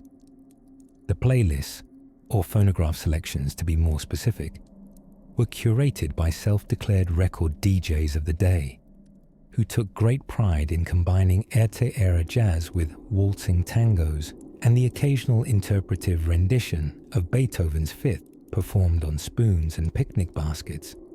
This caused considerable confusion to a passing delivery boy, who believed he'd walked into a very misguided orchestra audition. As laughter mingled with night breezes and sequins caught the gentle glimmer of starlight, these secret masquerades stitched a quiet kind of magic into the cultural hemline of Tinseltown. No paparazzi, no flashbulbs, only the rustling of silk and the occasional sneeze from a feathered mask. It was here, between identity and imagination, that the truly human side of the silver screen found time to breathe and to dance. And so, as the masks came down and the stars of the screen slipped back into being simply stars among friends, Hollywood exhaled. The moon hung low, cradling the final waltzes, and somewhere nearby, perhaps in a vine-wrapped arbor or beneath a sleepy citrus tree, our next tale begins, with a most curious kind of pet. By the mid-1920s, Hollywood had become something like a celestial playground, not just for the stars on screen, but for the slightly more terrestrial ones who wandered among the palms of Beverly Hills in silk pajamas before noon. And while you might imagine these glamorous folk spent all their downtime learning the Charleston while sipping champagne from a ballet slipper, and yes, that did happen on occasion, there was another, far quieter, far crumblier tradition that swept the elite like an unexpected cucumber sandwich to the face. The Tea Party. That's right. Hollywood stars, those kings and queens of the silent screen with their bobbed hair and dreamy gazes, had an almost comical obsession with English-style tea. On hazy afternoons, just before the marine layer crept up from the coast and tickled the hedges of Sunset Boulevard, you could find some of the greatest film legends gathered around lace-laden tables, nibbling scones so delicately, you'd think they were afraid to wake them. Tea parties were not, as might be assumed, purely prim and proper affairs. Certainly, they involved fine porcelain and pastel tablecloths and a baffling number of forks, but the gatherings often started with etiquette and ended with mild scandal. There is something delightfully incongruous about seeing Douglas Fairbanks, the swashbuckling rogue of the silver screen, attempting to discuss the subtle notes of an oolong while balancing a petit four and not knocking over the sugar tongs with his elbow. Mary Pickford, often dubbed America's sweetheart, hosted some of the most admired tea affairs in her and Fairbanks' palatial home, Pickfair. House is not quite the right word for Pickfair. It was less a home and more a whimsical kingdom of wood-beam ceilings, armoires the size of horse carriages, and staff who likely outnumbered the neighborhood children. Yet, into this dreamscape flooded the stars of the era every Saturday afternoon, floating in chiffon like well-mannered ghosts. Guests were expected to dress as if attending a royal blessing. White gloves were donned. Pearls glistened. The still new concept of afternoon wear was taken very seriously. Even Charlie Chaplin, who in public embraced the tramp persona with gusto, appeared at Pickfair's tea table in custom English tweed and shoes so polished you could see your past lives in them. Of course, as with all things dreamlike, the tea parties did not go off without a hiccup or two.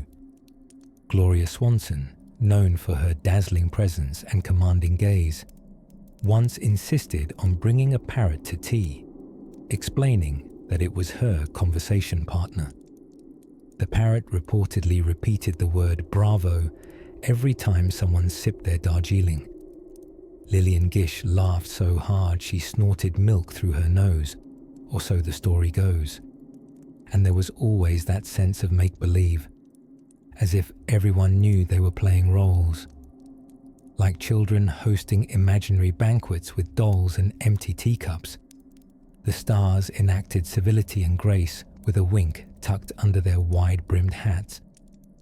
Clara Bow, the effervescent it girl, often made it her mission to see how many scones she could swipe before anyone noticed. She never revealed the number, just smiled, gloved fingers dusted with crumbs, between the clink of teaspoons and the rustle of cream-coloured satin. Film deals were sometimes struck in whispers. Scripts passed discreetly beneath napkins, but mostly it was an excuse to step out of character, or rather, into a different one. A quieter social ballet without the footlights and fanfare, where everyone could pretend, if only for the length of a steeped Earl Grey, that they were just well-behaved members of an imaginary court. Sometimes, a record player would hum soft jazz into the garden as bees buzzed in polite circles, eternally hopeful for a taste of jam. Shadows grew longer, silhouettes softened, the teacups emptied and refilled like moon phases, and no one was entirely certain what time it was anymore, which of course was the whole point. By the time the last macaroon was inhaled and the final polite bow performed, the sun would be halfway below the horizon, painting Pickfair and its pointed turrets in pale rose and gold, like a postcard from a fever dream of the Edwardian age. And the stars, our darling dream machines, would retreat back into their sprawling chateau shadows, ready to play make-believe all over again tomorrow. And somewhere, nestled in the velvet hush of twilight and perfume, a parrot still whispered, "Bravo." Now, as the glow of the tea lamps begins to fade, let us glide on toward a garden of a different sort, where citrus trees sang to the stars, and yoga arrived wearing pearls. As the sun dipped beneath the Pacific waves, and the city of Los Angeles was bathed in its nightly infusion of rose gold and gasoline, a rather peculiar thing would happen in the hills and hideaways of Hollywood. The stars began to consult the stars, not the ones strung across the smog-dusted sky, mind you, though they were admired with cocktails and sighs. No, these were celestial maps of a more mysterious persuasion. Tarot spreads, tea leaves, zodiac charts, and crystal orbs.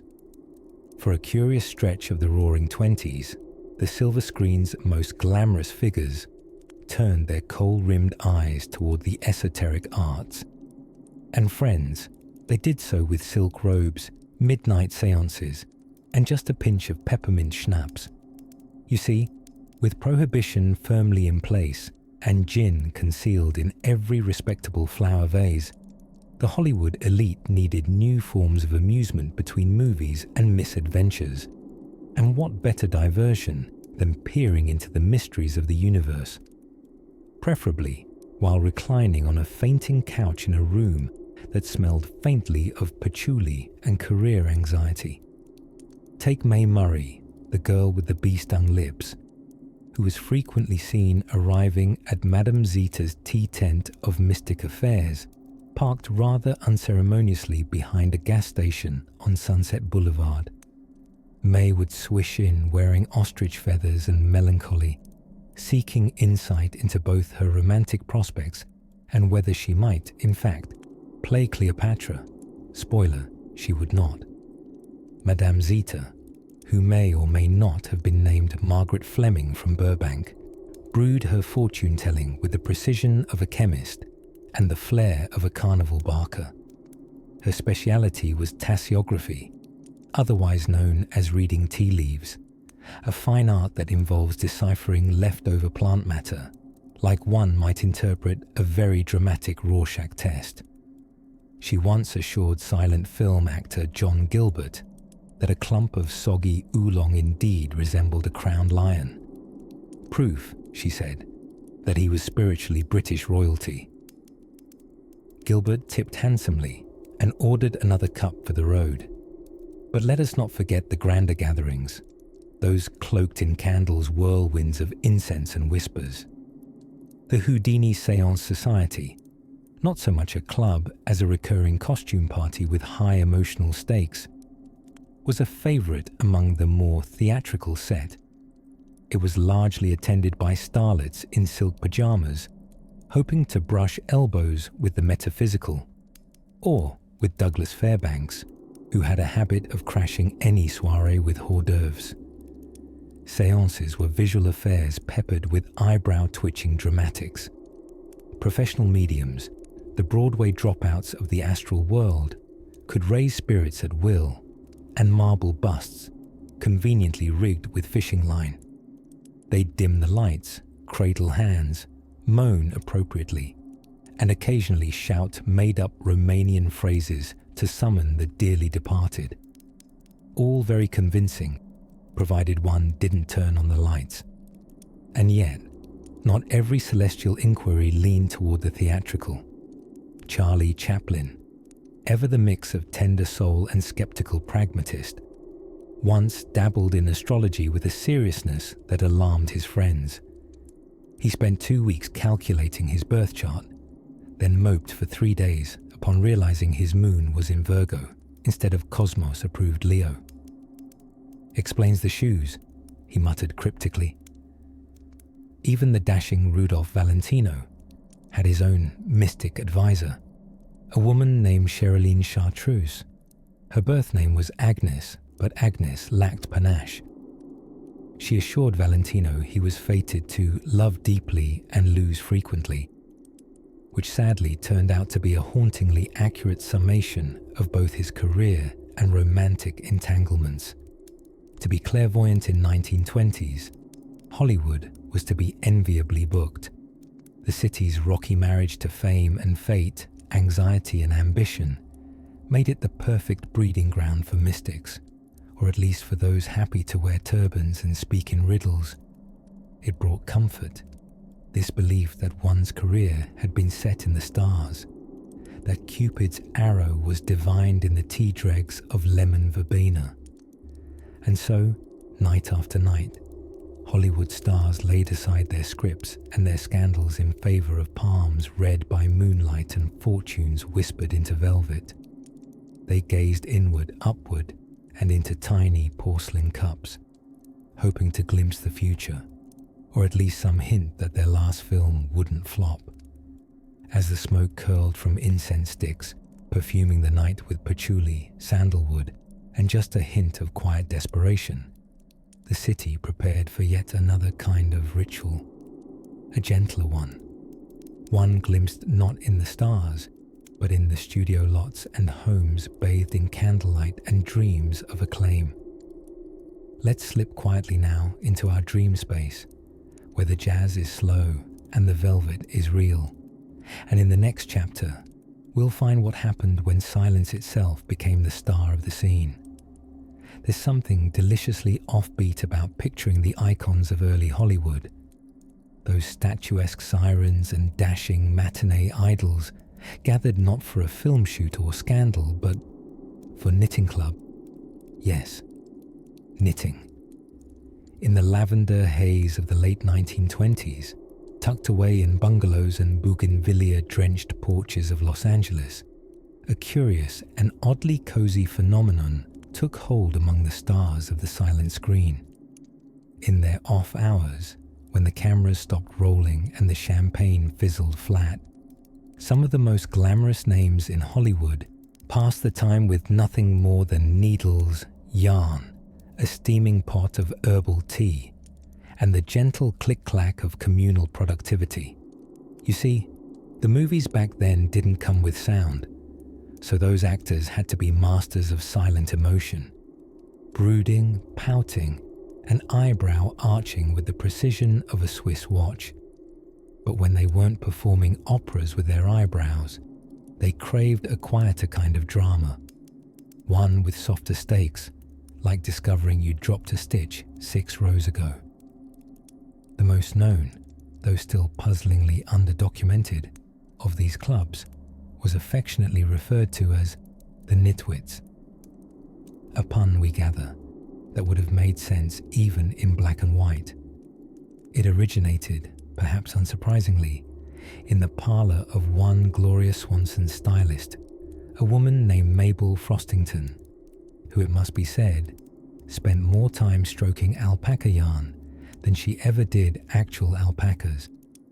Mabel was a believer in emotional unraveling through playful entanglement, which sounds spiritual until you realize she meant making hats while gossiping. The group's founding members included a who's who of glittering Tinseltown. Clara Bow, the original It Girl, who once attempted a striped scarf and somehow created 3 sleeves. Ramon Navarro, the matinee idol, who claimed knitting helped him untangle inner turmoil. Though more likely, it helped him avoid dinner parties. And Paula Negri, who insisted on only using black yarn because colours are for peasants and clowns. Oh, the gatherings were legendary in a most unlegendary way. Imagine Clara draped over a chaise longue, attempting to crochet a tea cozy, and instead crafting something that looked suspiciously like a sock puppet skeleton. Or Buster Keaton, ever the stone-faced comedian, deadpanning for 20 solid minutes because he'd accidentally started knitting with a pencil and a cucumber. These weren't just creative souls in their leisure hours. They were surprisingly competitive crafters. Eyewitnesses, meaning Mabel's cousin, who worked as an orange juice boy and rarely blinked, reported clandestine showdowns over stitch tension and purling technique. "You call that a basket weave?" was reportedly hissed by a belligerent Dolores Del Rio after losing a potholder contest to Mary Pickford. There was peace, of course, comfort, camaraderie. Something gently egalitarian about all those platinum blondes and tuxedoed beaux fumbling with yarn in unison. They nicknamed themselves things like the Yarn Tornadoes and Pearl Harbor. You can imagine the giggles rolling across lace-trimmed sofas as green tea was refilled and someone accidentally impaled their finger trying to knit in gloves. They often forgot their lines on set the next day, not due to late nights of bootleg gin, as the gossip wrote, but because someone taught the whole group a complicated Tunisian crochet pattern that kept them up until dawn. And yes, a few items did make it beyond the bungalow.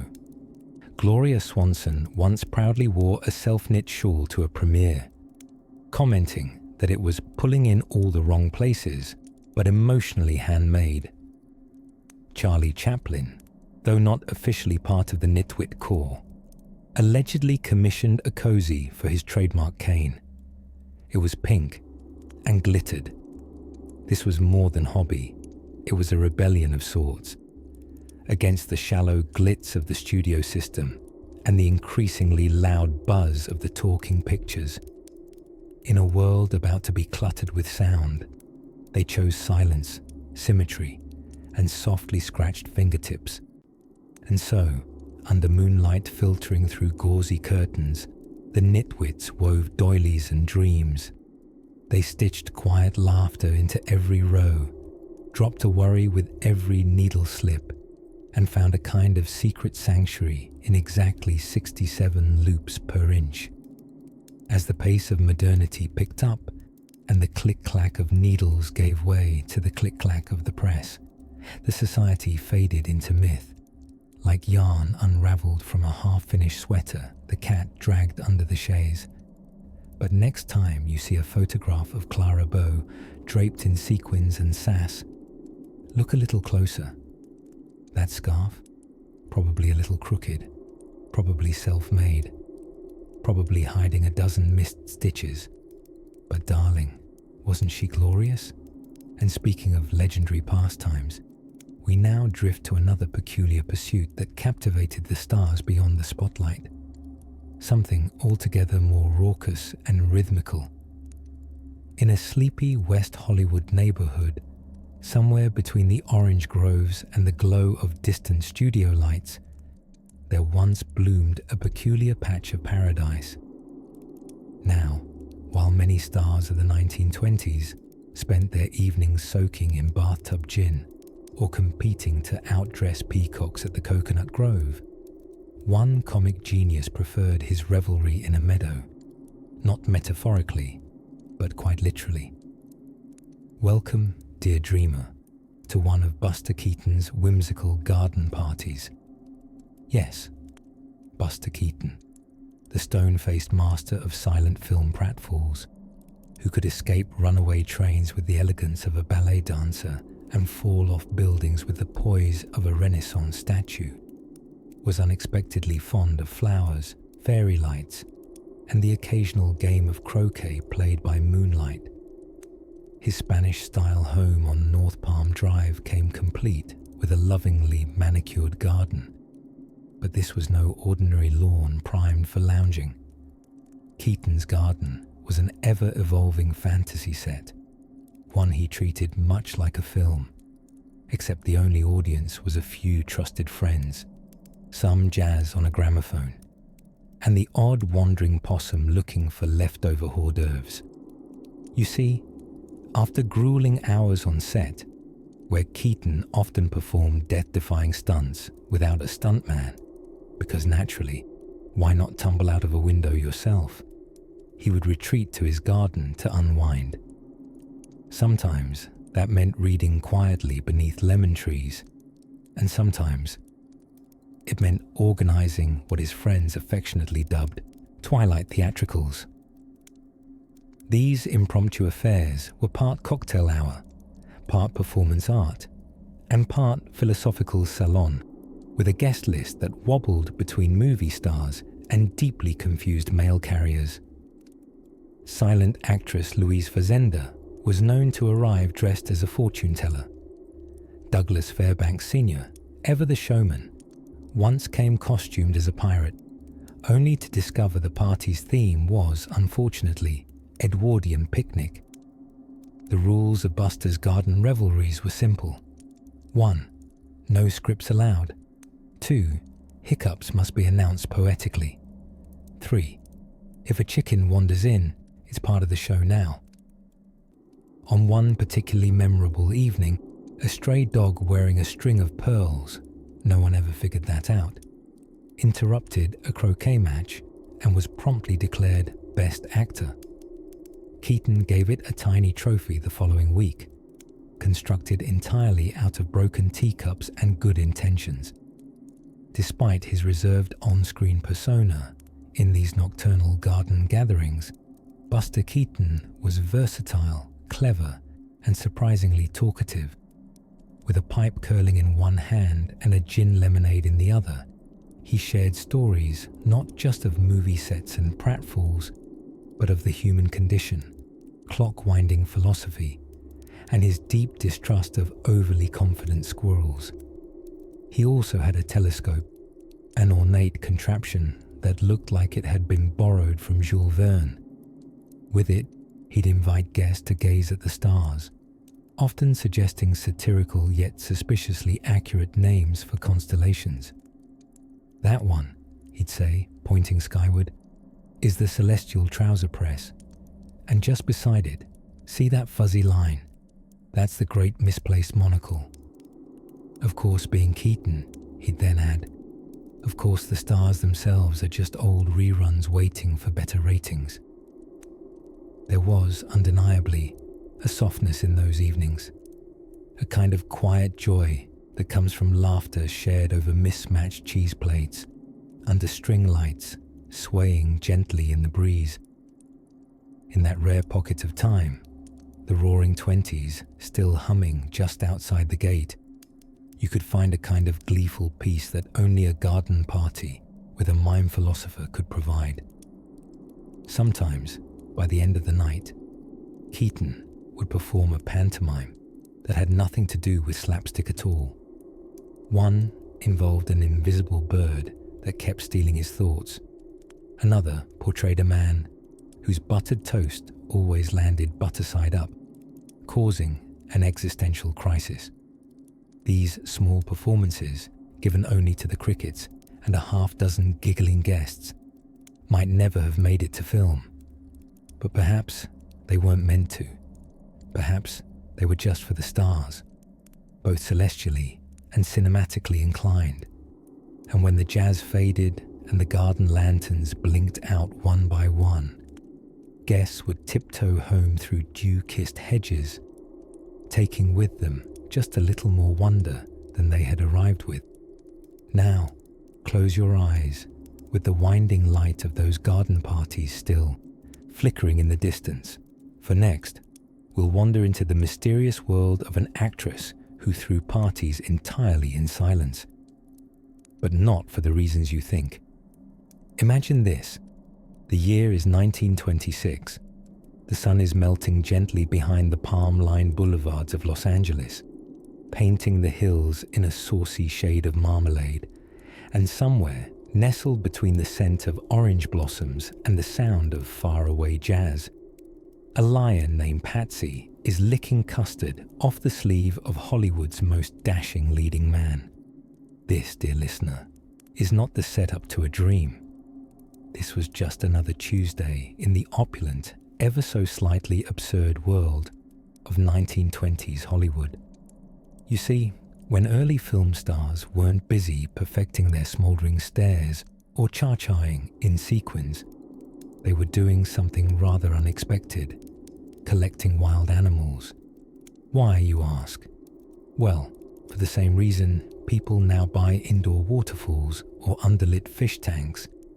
They had far too much money and a barely contained thirst for novelty.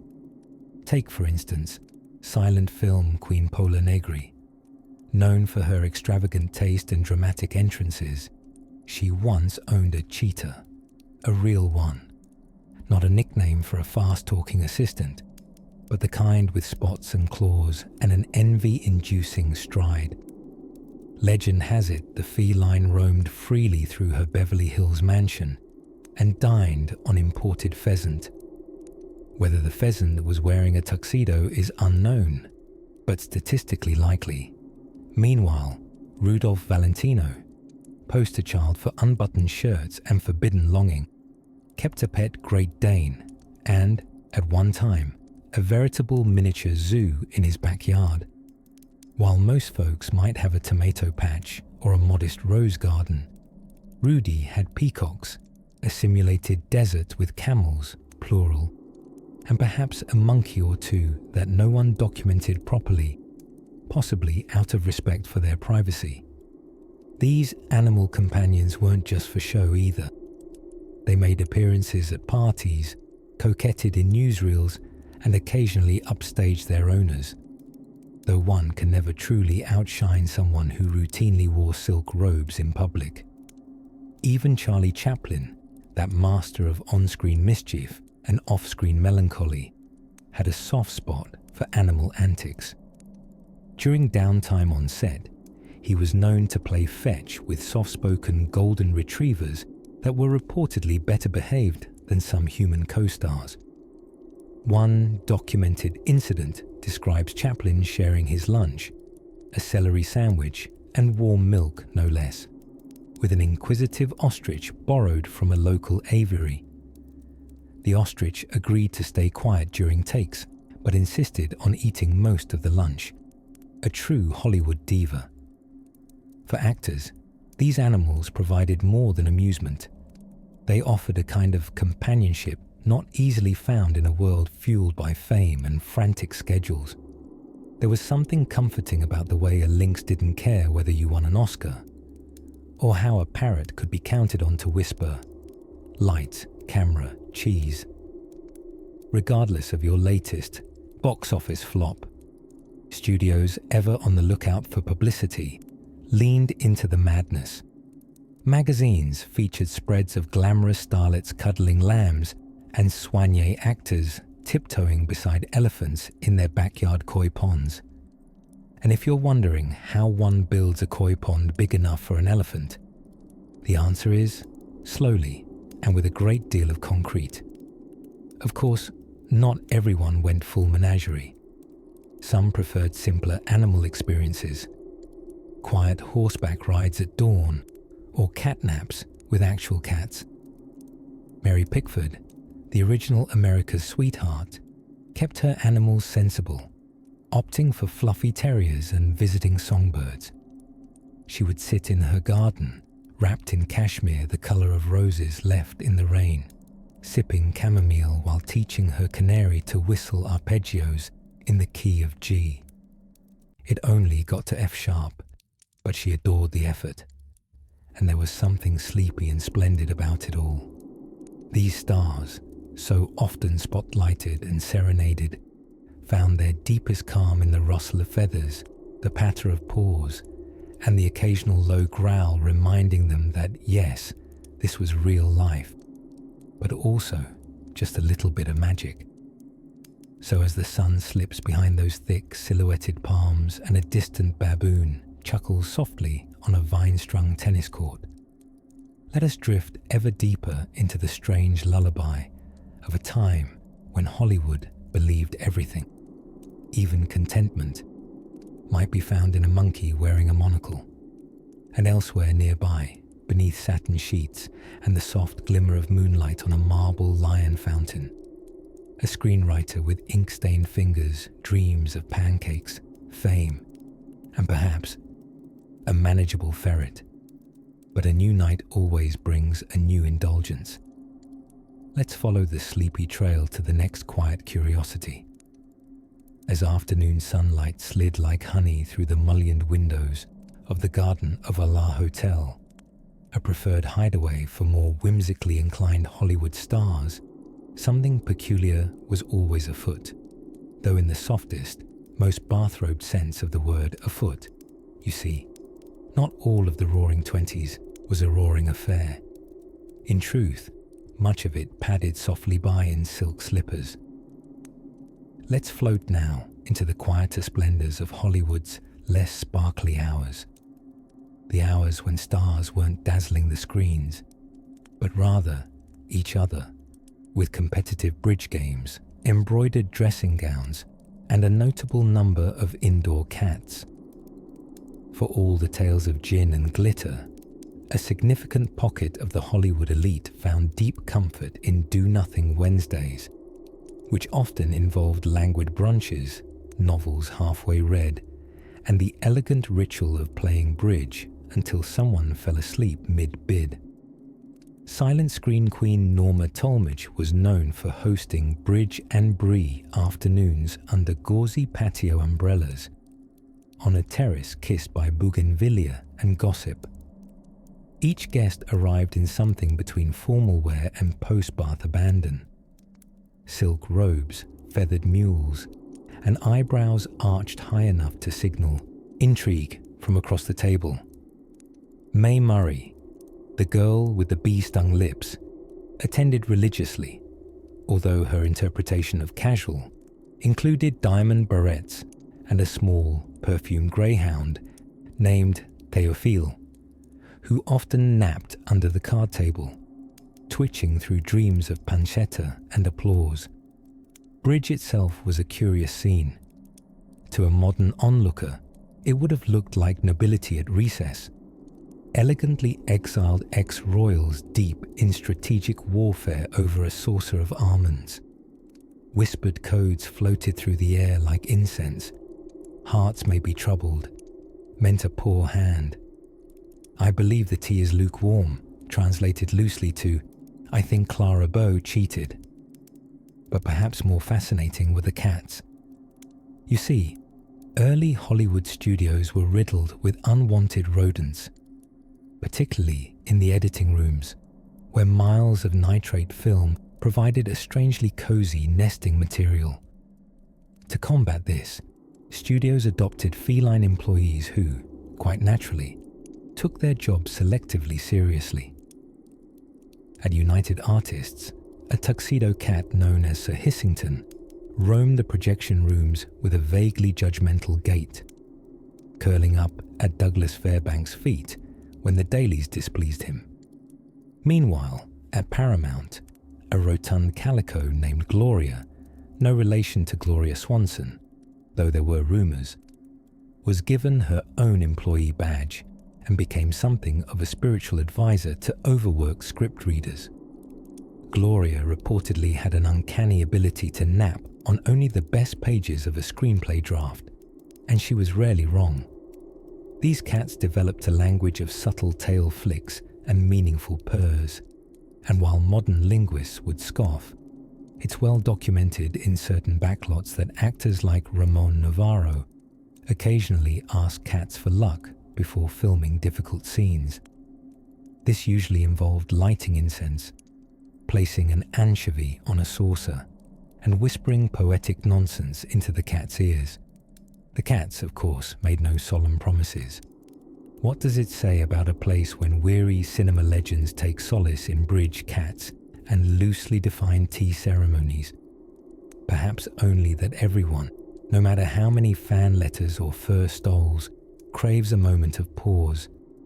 Not the roaring kind, the nearly silent kind, the I'll raise you 2 hearts and a cucumber sandwich kind.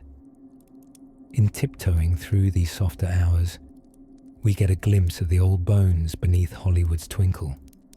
Dream makers in their slippers, queens of the silver screen arguing over Trump suits, the quiet dignity of a studio tabby who refused to work Wednesdays.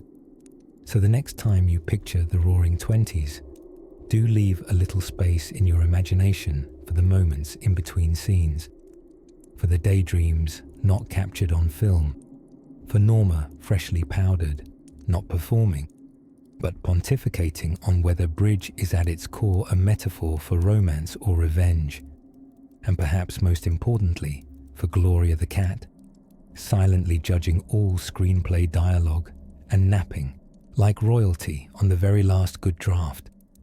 Now, lean back a little deeper. Let the sarong-clad days drift away like cigarette smoke on a lazy California breeze. In time, you'll meet more quiet rebellions beneath Tinseltown's polished surface, including one that started with a typewriter and ended in a revolution of screenwriting. As the California sun filtered lazily through palm fronds and bougainvillea vines, Hollywood's elite of the 1920s found themselves drawn not just to the pageantry of premieres or the clatter of cocktail shakers, but to the oddly soothing charm of gardening, or, to be more precise, of appearing to garden, often in white linen suits that should never have come near a flower bed. In an age of flappers and fast cars, one might assume the stars of the silver screen would spend their leisure scaling mountains in sequins or tangoing under chandeliers. But no, on quiet Sundays, nestled in the fragrant hills above Los Angeles, they tiptoed into their gingerly curated gardens and staged what can best be described as horticultural theatre. Picture this: Douglas Fairbanks, the swashbuckling heartthrob of silent cinema, standing heroically beside a trellis of climbing roses, clutching pruning shears like an adventurer's sword. He seldom clipped anything, of course, though a few blossoms may have been sacrificed in the name of good lighting. Fairbanks and his equally illustrious wife, Mary Pickford, kept a famed estate affectionately nicknamed Pickfair, a sprawling manor that hosted everything from waltzes to wild conspiracies of cucumber sandwiches. But on gardening days, the place transformed into a stage set for serene scenes, hands in soft gloves scooping a perfectly manicured handful of soil, or standing thoughtfully beside decorative fountains as if communing with ancient sprites of the lawn. The truth is, most of these gardens were less about vegetables and more about vibes, but some took it earnestly. Charlie Chaplin, known for his twinkling mischief, kept a modest yard and did, on occasion, dig at it with a comical earnestness. Reports suggest he once tried to grow radishes, only to accidentally water a neighbour's flower bed for 3 weeks instead. A small mishap, but the neighbour never complained. After all, it was Charlie Chaplin. The garden, you see, was a respectable alibi. When you told the press you were tending the lavender, no one asked follow-up questions. It hinted at your sophistication, your gentle inner world, a stark contrast to evenings of Charleston-fueled chaos at the Coconut Grove. Actresses, too, leaned into the pastoral pantomime. Gloria Swanson was photographed dozens of times beside a bird bath, often pointing at it as though she just installed indoor plumbing for wrens. Clara Bow, the original It Girl, famously posed in a straw sun hat with a wheelbarrow that, upon closer inspection, contained lilacs, a porcelain teacup, and absolutely no dirt. And let's not forget the garden parties themselves. These were infamous for their aesthetic perfection and complete lack of actual gardening. Picture a lawn scattered with parasols, jazz drifting lazily through cypress trees, stars sipping lemonade, with a dash of prohibition-defying gin, from crystal tumblers shaped like tulips. There might be a rake leaning against a shady wall, just in case someone felt inspired to rearrange the gravel path. MGM's mogul Louis B. Mayer once threw a rose-themed soiree where staff spent 3 days importing pink petals from Santa Barbara, only for them to wilt before guests arrived. The actors, unfazed, simply stepped gingerly over the brownish carpet of former fragrance, murmuring polite comments like, "Ah yes, the spirit of the flower is eternal." Of course, not everyone was satisfied with ornamental tranquility. Silent film actor Buster Keaton, known for his deadpan stare and physical comedy, designed his own backyard irrigation system which, reportedly, only flooded his neighbor's tennis court twice. And so, beneath California skies that rarely sullied themselves with rain, the stars of yesteryear spent their afternoons in a curious blend of lilies and leisure. Sometimes they gardened, occasionally they planted things, but mostly they existed within a kind of botanical dreamscape, a place where rose bushes were backdrops and lilies posed politely. And yet, there's a quiet kind of peace to imagining it all. Linen-clad legends gently sipping chamomile, the air thick with jasmine and jazz, while dreaming their next cinematic triumph, or perhaps just wondering why one's marigolds seem to be waltzing in the wind. Next time, we'll tiptoe into another scene behind Hollywood's glittering curtain. This time, where stars escape to learn a rather unexpected and terribly charming rhythm. When we think of the Roaring Twenties, we often picture feathered headbands, jazz that practically dances off the phonograph, and movie stars sipping illicit champagne under dazzling chandeliers. But in the quieter corners of Hollywood, far from the flashbulbs and fan mail, some of the era's most glamorous stars were engaged in a decidedly cozy pastime. Knitting. Yes, knitting. The simple act of loop after loop, thread through thread.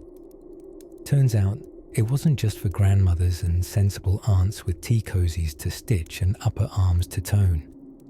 Hollywood's elite took to needles and yarn with surprising dedication, as if they were casting off more than just stitches, perhaps casting off the pressure of being perpetually perfect too.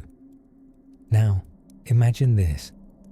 Pola Negri, the dramatic Polish actress famed for her smouldering stares and tragic romances, sitting on the veranda of her Spanish colonial revival home, not dramatically fanning herself or composing poetry to her ex, Charlie Chaplin, but knitting a scarf for her Peking G's named Mosette. The scarf, rumour had it, was striped in jade green and ruby red to match Mosette's favourite cushion. Of course, one cannot confirm how loudly Mosette may have protested, but one imagines a bit of canine side-eye was involved. Clara Bow, the vivacious it girl of the silent screen, was no stranger to the needle either. Not the heroine kind, though Hollywood had its dark alleys, but the soft, clickety kind, made of ivory or polished wood.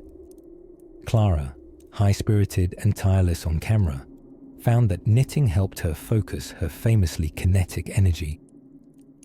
Between takes on the set of Wings, the World War I aviation epic that would go on to win Best Picture, Clara could often be found in her canvas chair, knitting what she confessed were modestly shaped socks for the crew.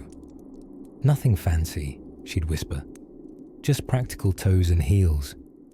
People stand a lot in Hollywood. Meanwhile, Douglas Fairbanks, Hollywood's original swashbuckler, wasn't technically a knitter, but he was an ardent admirer of knitwear. According to his valet, who had absolutely no qualms about sharing such details, Doug had an entire trunk devoted to socks made for him by adoring actresses with far less sword-fighting experience than himself. He judged them, quite seriously, on elasticity and vibrancy. If a woman can master ribbing, he once quipped at a Paramount lunch, she can master the world. Then there was Mary Pickford, America's sweetheart, who seemed to possess a knitting basket as vast as her box office drawer. Mary, who was one half of the industry's original power couple with Fairbanks, found in knitting a way to quiet the noise of fame. Her favorite fiber, alpaca, soft, warm, and unapologetically expensive. It is said that she once donated 5 hand-knit hats to a silent auction benefiting the Motion Picture Relief Fund. The bidders, struck by both the craftsmanship and the faint scent of rosewater, practically came to blows with their checkbooks. But it wasn't just a solitary indulgence. By 1927, the Beverly Hills Stitch and Sip Society had a growing membership, comprised of both known stars and socialites who had perfected the art of looking effortlessly disinterested while holding garter-stitch tension. Meetings often involved a rotating host, finger sandwiches, and at least one dramatic reading of Little Women. Greta Garbo apparently attended once, sat in the corner, knitted a perfectly stoic tea cozy, and left without uttering a single word. The cozy reportedly sold at auction 5 years later to a baroness in Vienna. There was something about the rhythm of knitting that soothed the ever-restless souls of these larger-than-life figures, contrasted with the constant whir of studio machines and the clickety-clack of typewriters punching out their next script. The soft repetition of yarn and needle was almost monastic, or at the very least, slightly less demanding than learning yet another tap dance sequence in 5-inch heels. One might say that in a town built on illusion, knitting was a rare moment of authenticity. A star could be smiling on a cigarette card pinned to a teenage fan's bedroom wall, then go home, pull on a soft robe, and spend the evening purling quietly beside the fireplace, a silent film flickering on the wall like a memory. No spotlight, no applause, just wool, warmth, and a sense of something small and real taking shape between their hands. And as we drift into the next tale of stardust and silk, let's tip our hats, or perhaps our hand-knit cloche caps, to the stars who found stillness in stitches, and maybe dropped a stitch or two along the way. The sun did strange things in 1920s Los Angeles. It turned orange groves into gold, clung to studio walls like warm honey, and spilled lazily over the Hollywood hills like a drowsy cat.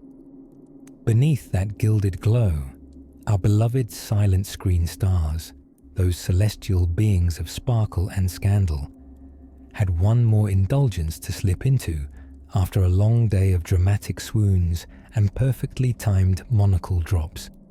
Tonight, dear dreamer, we glide gently into the quiet shimmer of the 20s social undercurrent, the hidden swimming pools where Hollywood's elite shook off corsets, contracts, and the constraints of prohibition for something altogether more splashy. Now, you might imagine a pool party filled with flapper girls performing synchronized Charleston kicks and matinee idols sipping bootleg gin from porcelain teacups, and you'd be right. But the real charm was in the pools themselves, tucked into secluded canyons behind pastel stucco villas or carved into the backyards of burgeoning film royalty. Men like Douglas Fairbanks, who could scale a fence as smoothly as he delivered a smirk, took backyard swimming to theatrical new levels. His home, nicknamed Pickfair, a romantic mashup with his wife Mary Pickford, because nothing says true love like joint branding, boasted a pool so glamorous it made bathtubs jealous. Lined with Spanish tiles and flanked by rose bushes, it hosted private dips under the stars and, by legend, one extremely competitive synchronized paddling contest between Fairbanks and Charlie Chaplin, fueled by champagne and chicken salad. These were pools without paparazzi.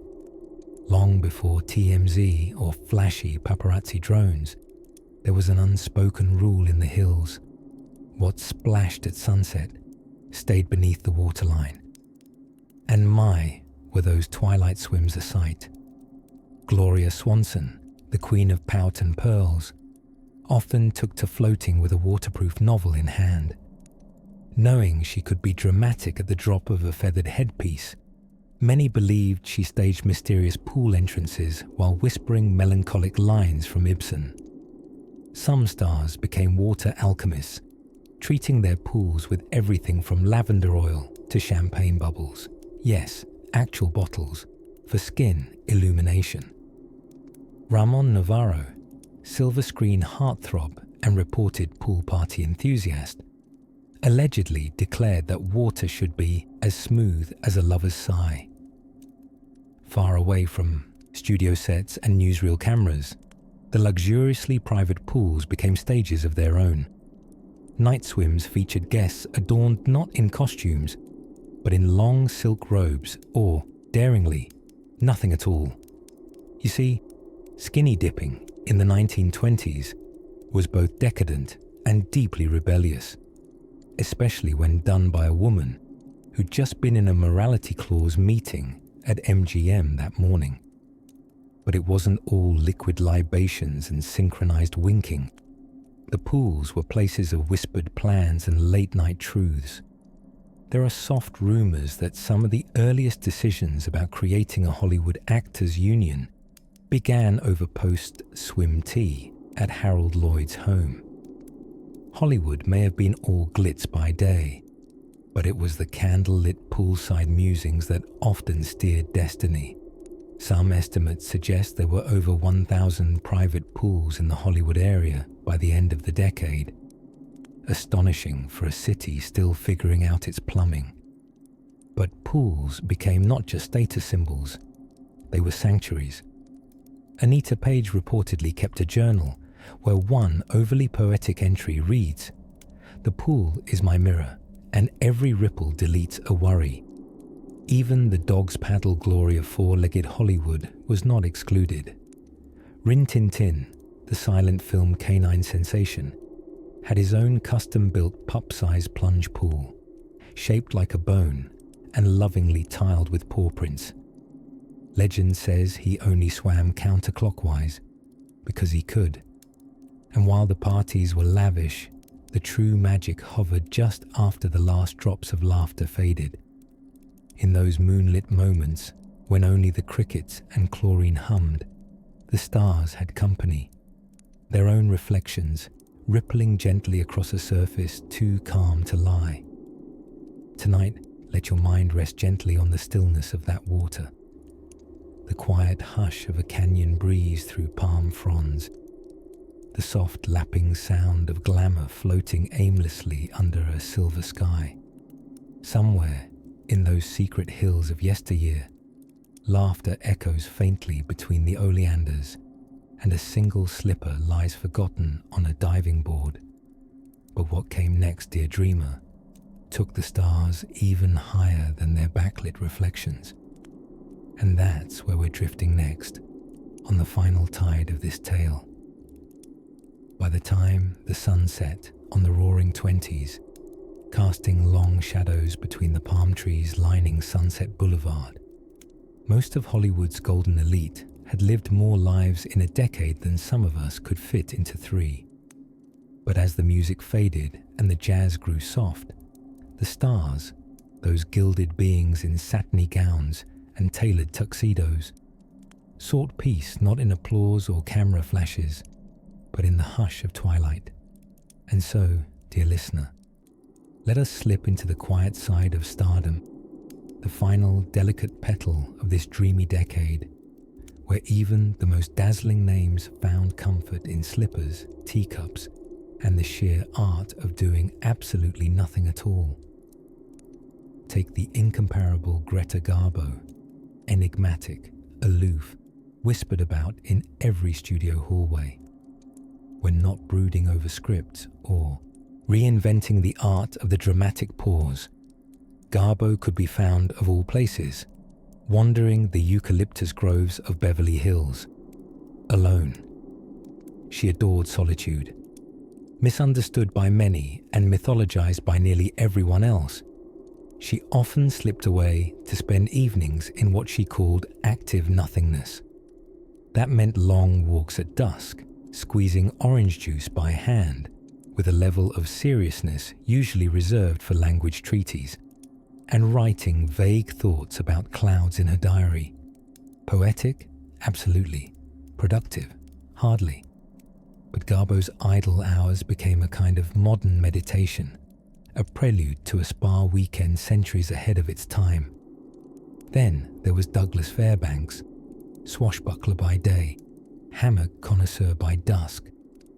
After sword fighting through matinees and climbing castle facades built entirely out of painted plywood, Fairbanks liked to roost under the pergola at Pickfair, his chandelier-filled mega mansion with Mary Pickford, sipping chilled grape juice and pretending it was scandalous. He would play charades with Charlie Chaplin, who was fantastically bad at it, ironic for a man who built an empire on pantomime. Their games sometimes lasted until midnight, accompanied by Edith Head's prototype sleepwear and a butler who kept getting the score wrong. Their parties by then had mellowed. No more banana-smuggled cocktails in pianos or pet lemurs stuck in chandeliers. Instead, the stars entertained guests with board games so long they needed intermissions. Clue hadn't been invented yet, but they came suspiciously close with their own game called Who Took My Lorgnette, which mostly involved pointing fingers at Gloria Swanson. And speaking of Gloria, who so often sparkled like a walking bauble, she spent her quiet hours restoring antique furniture. Yes, the same woman once described as a tiara with legs could spend 3 weekends obsessing over the varnish on a 16th century chair. She wore opera-length gloves while doing it, because darling, even when elbow-deep in shellac, one must remain inspirational. Meanwhile, Harold Lloyd, the silent-era daredevil known for dangling from clock towers, quite literally hung up his spectacles. In private, Lloyd was a magician. No, truly, a real magician, with rabbits and trapdoors and a disturbing number of scarves.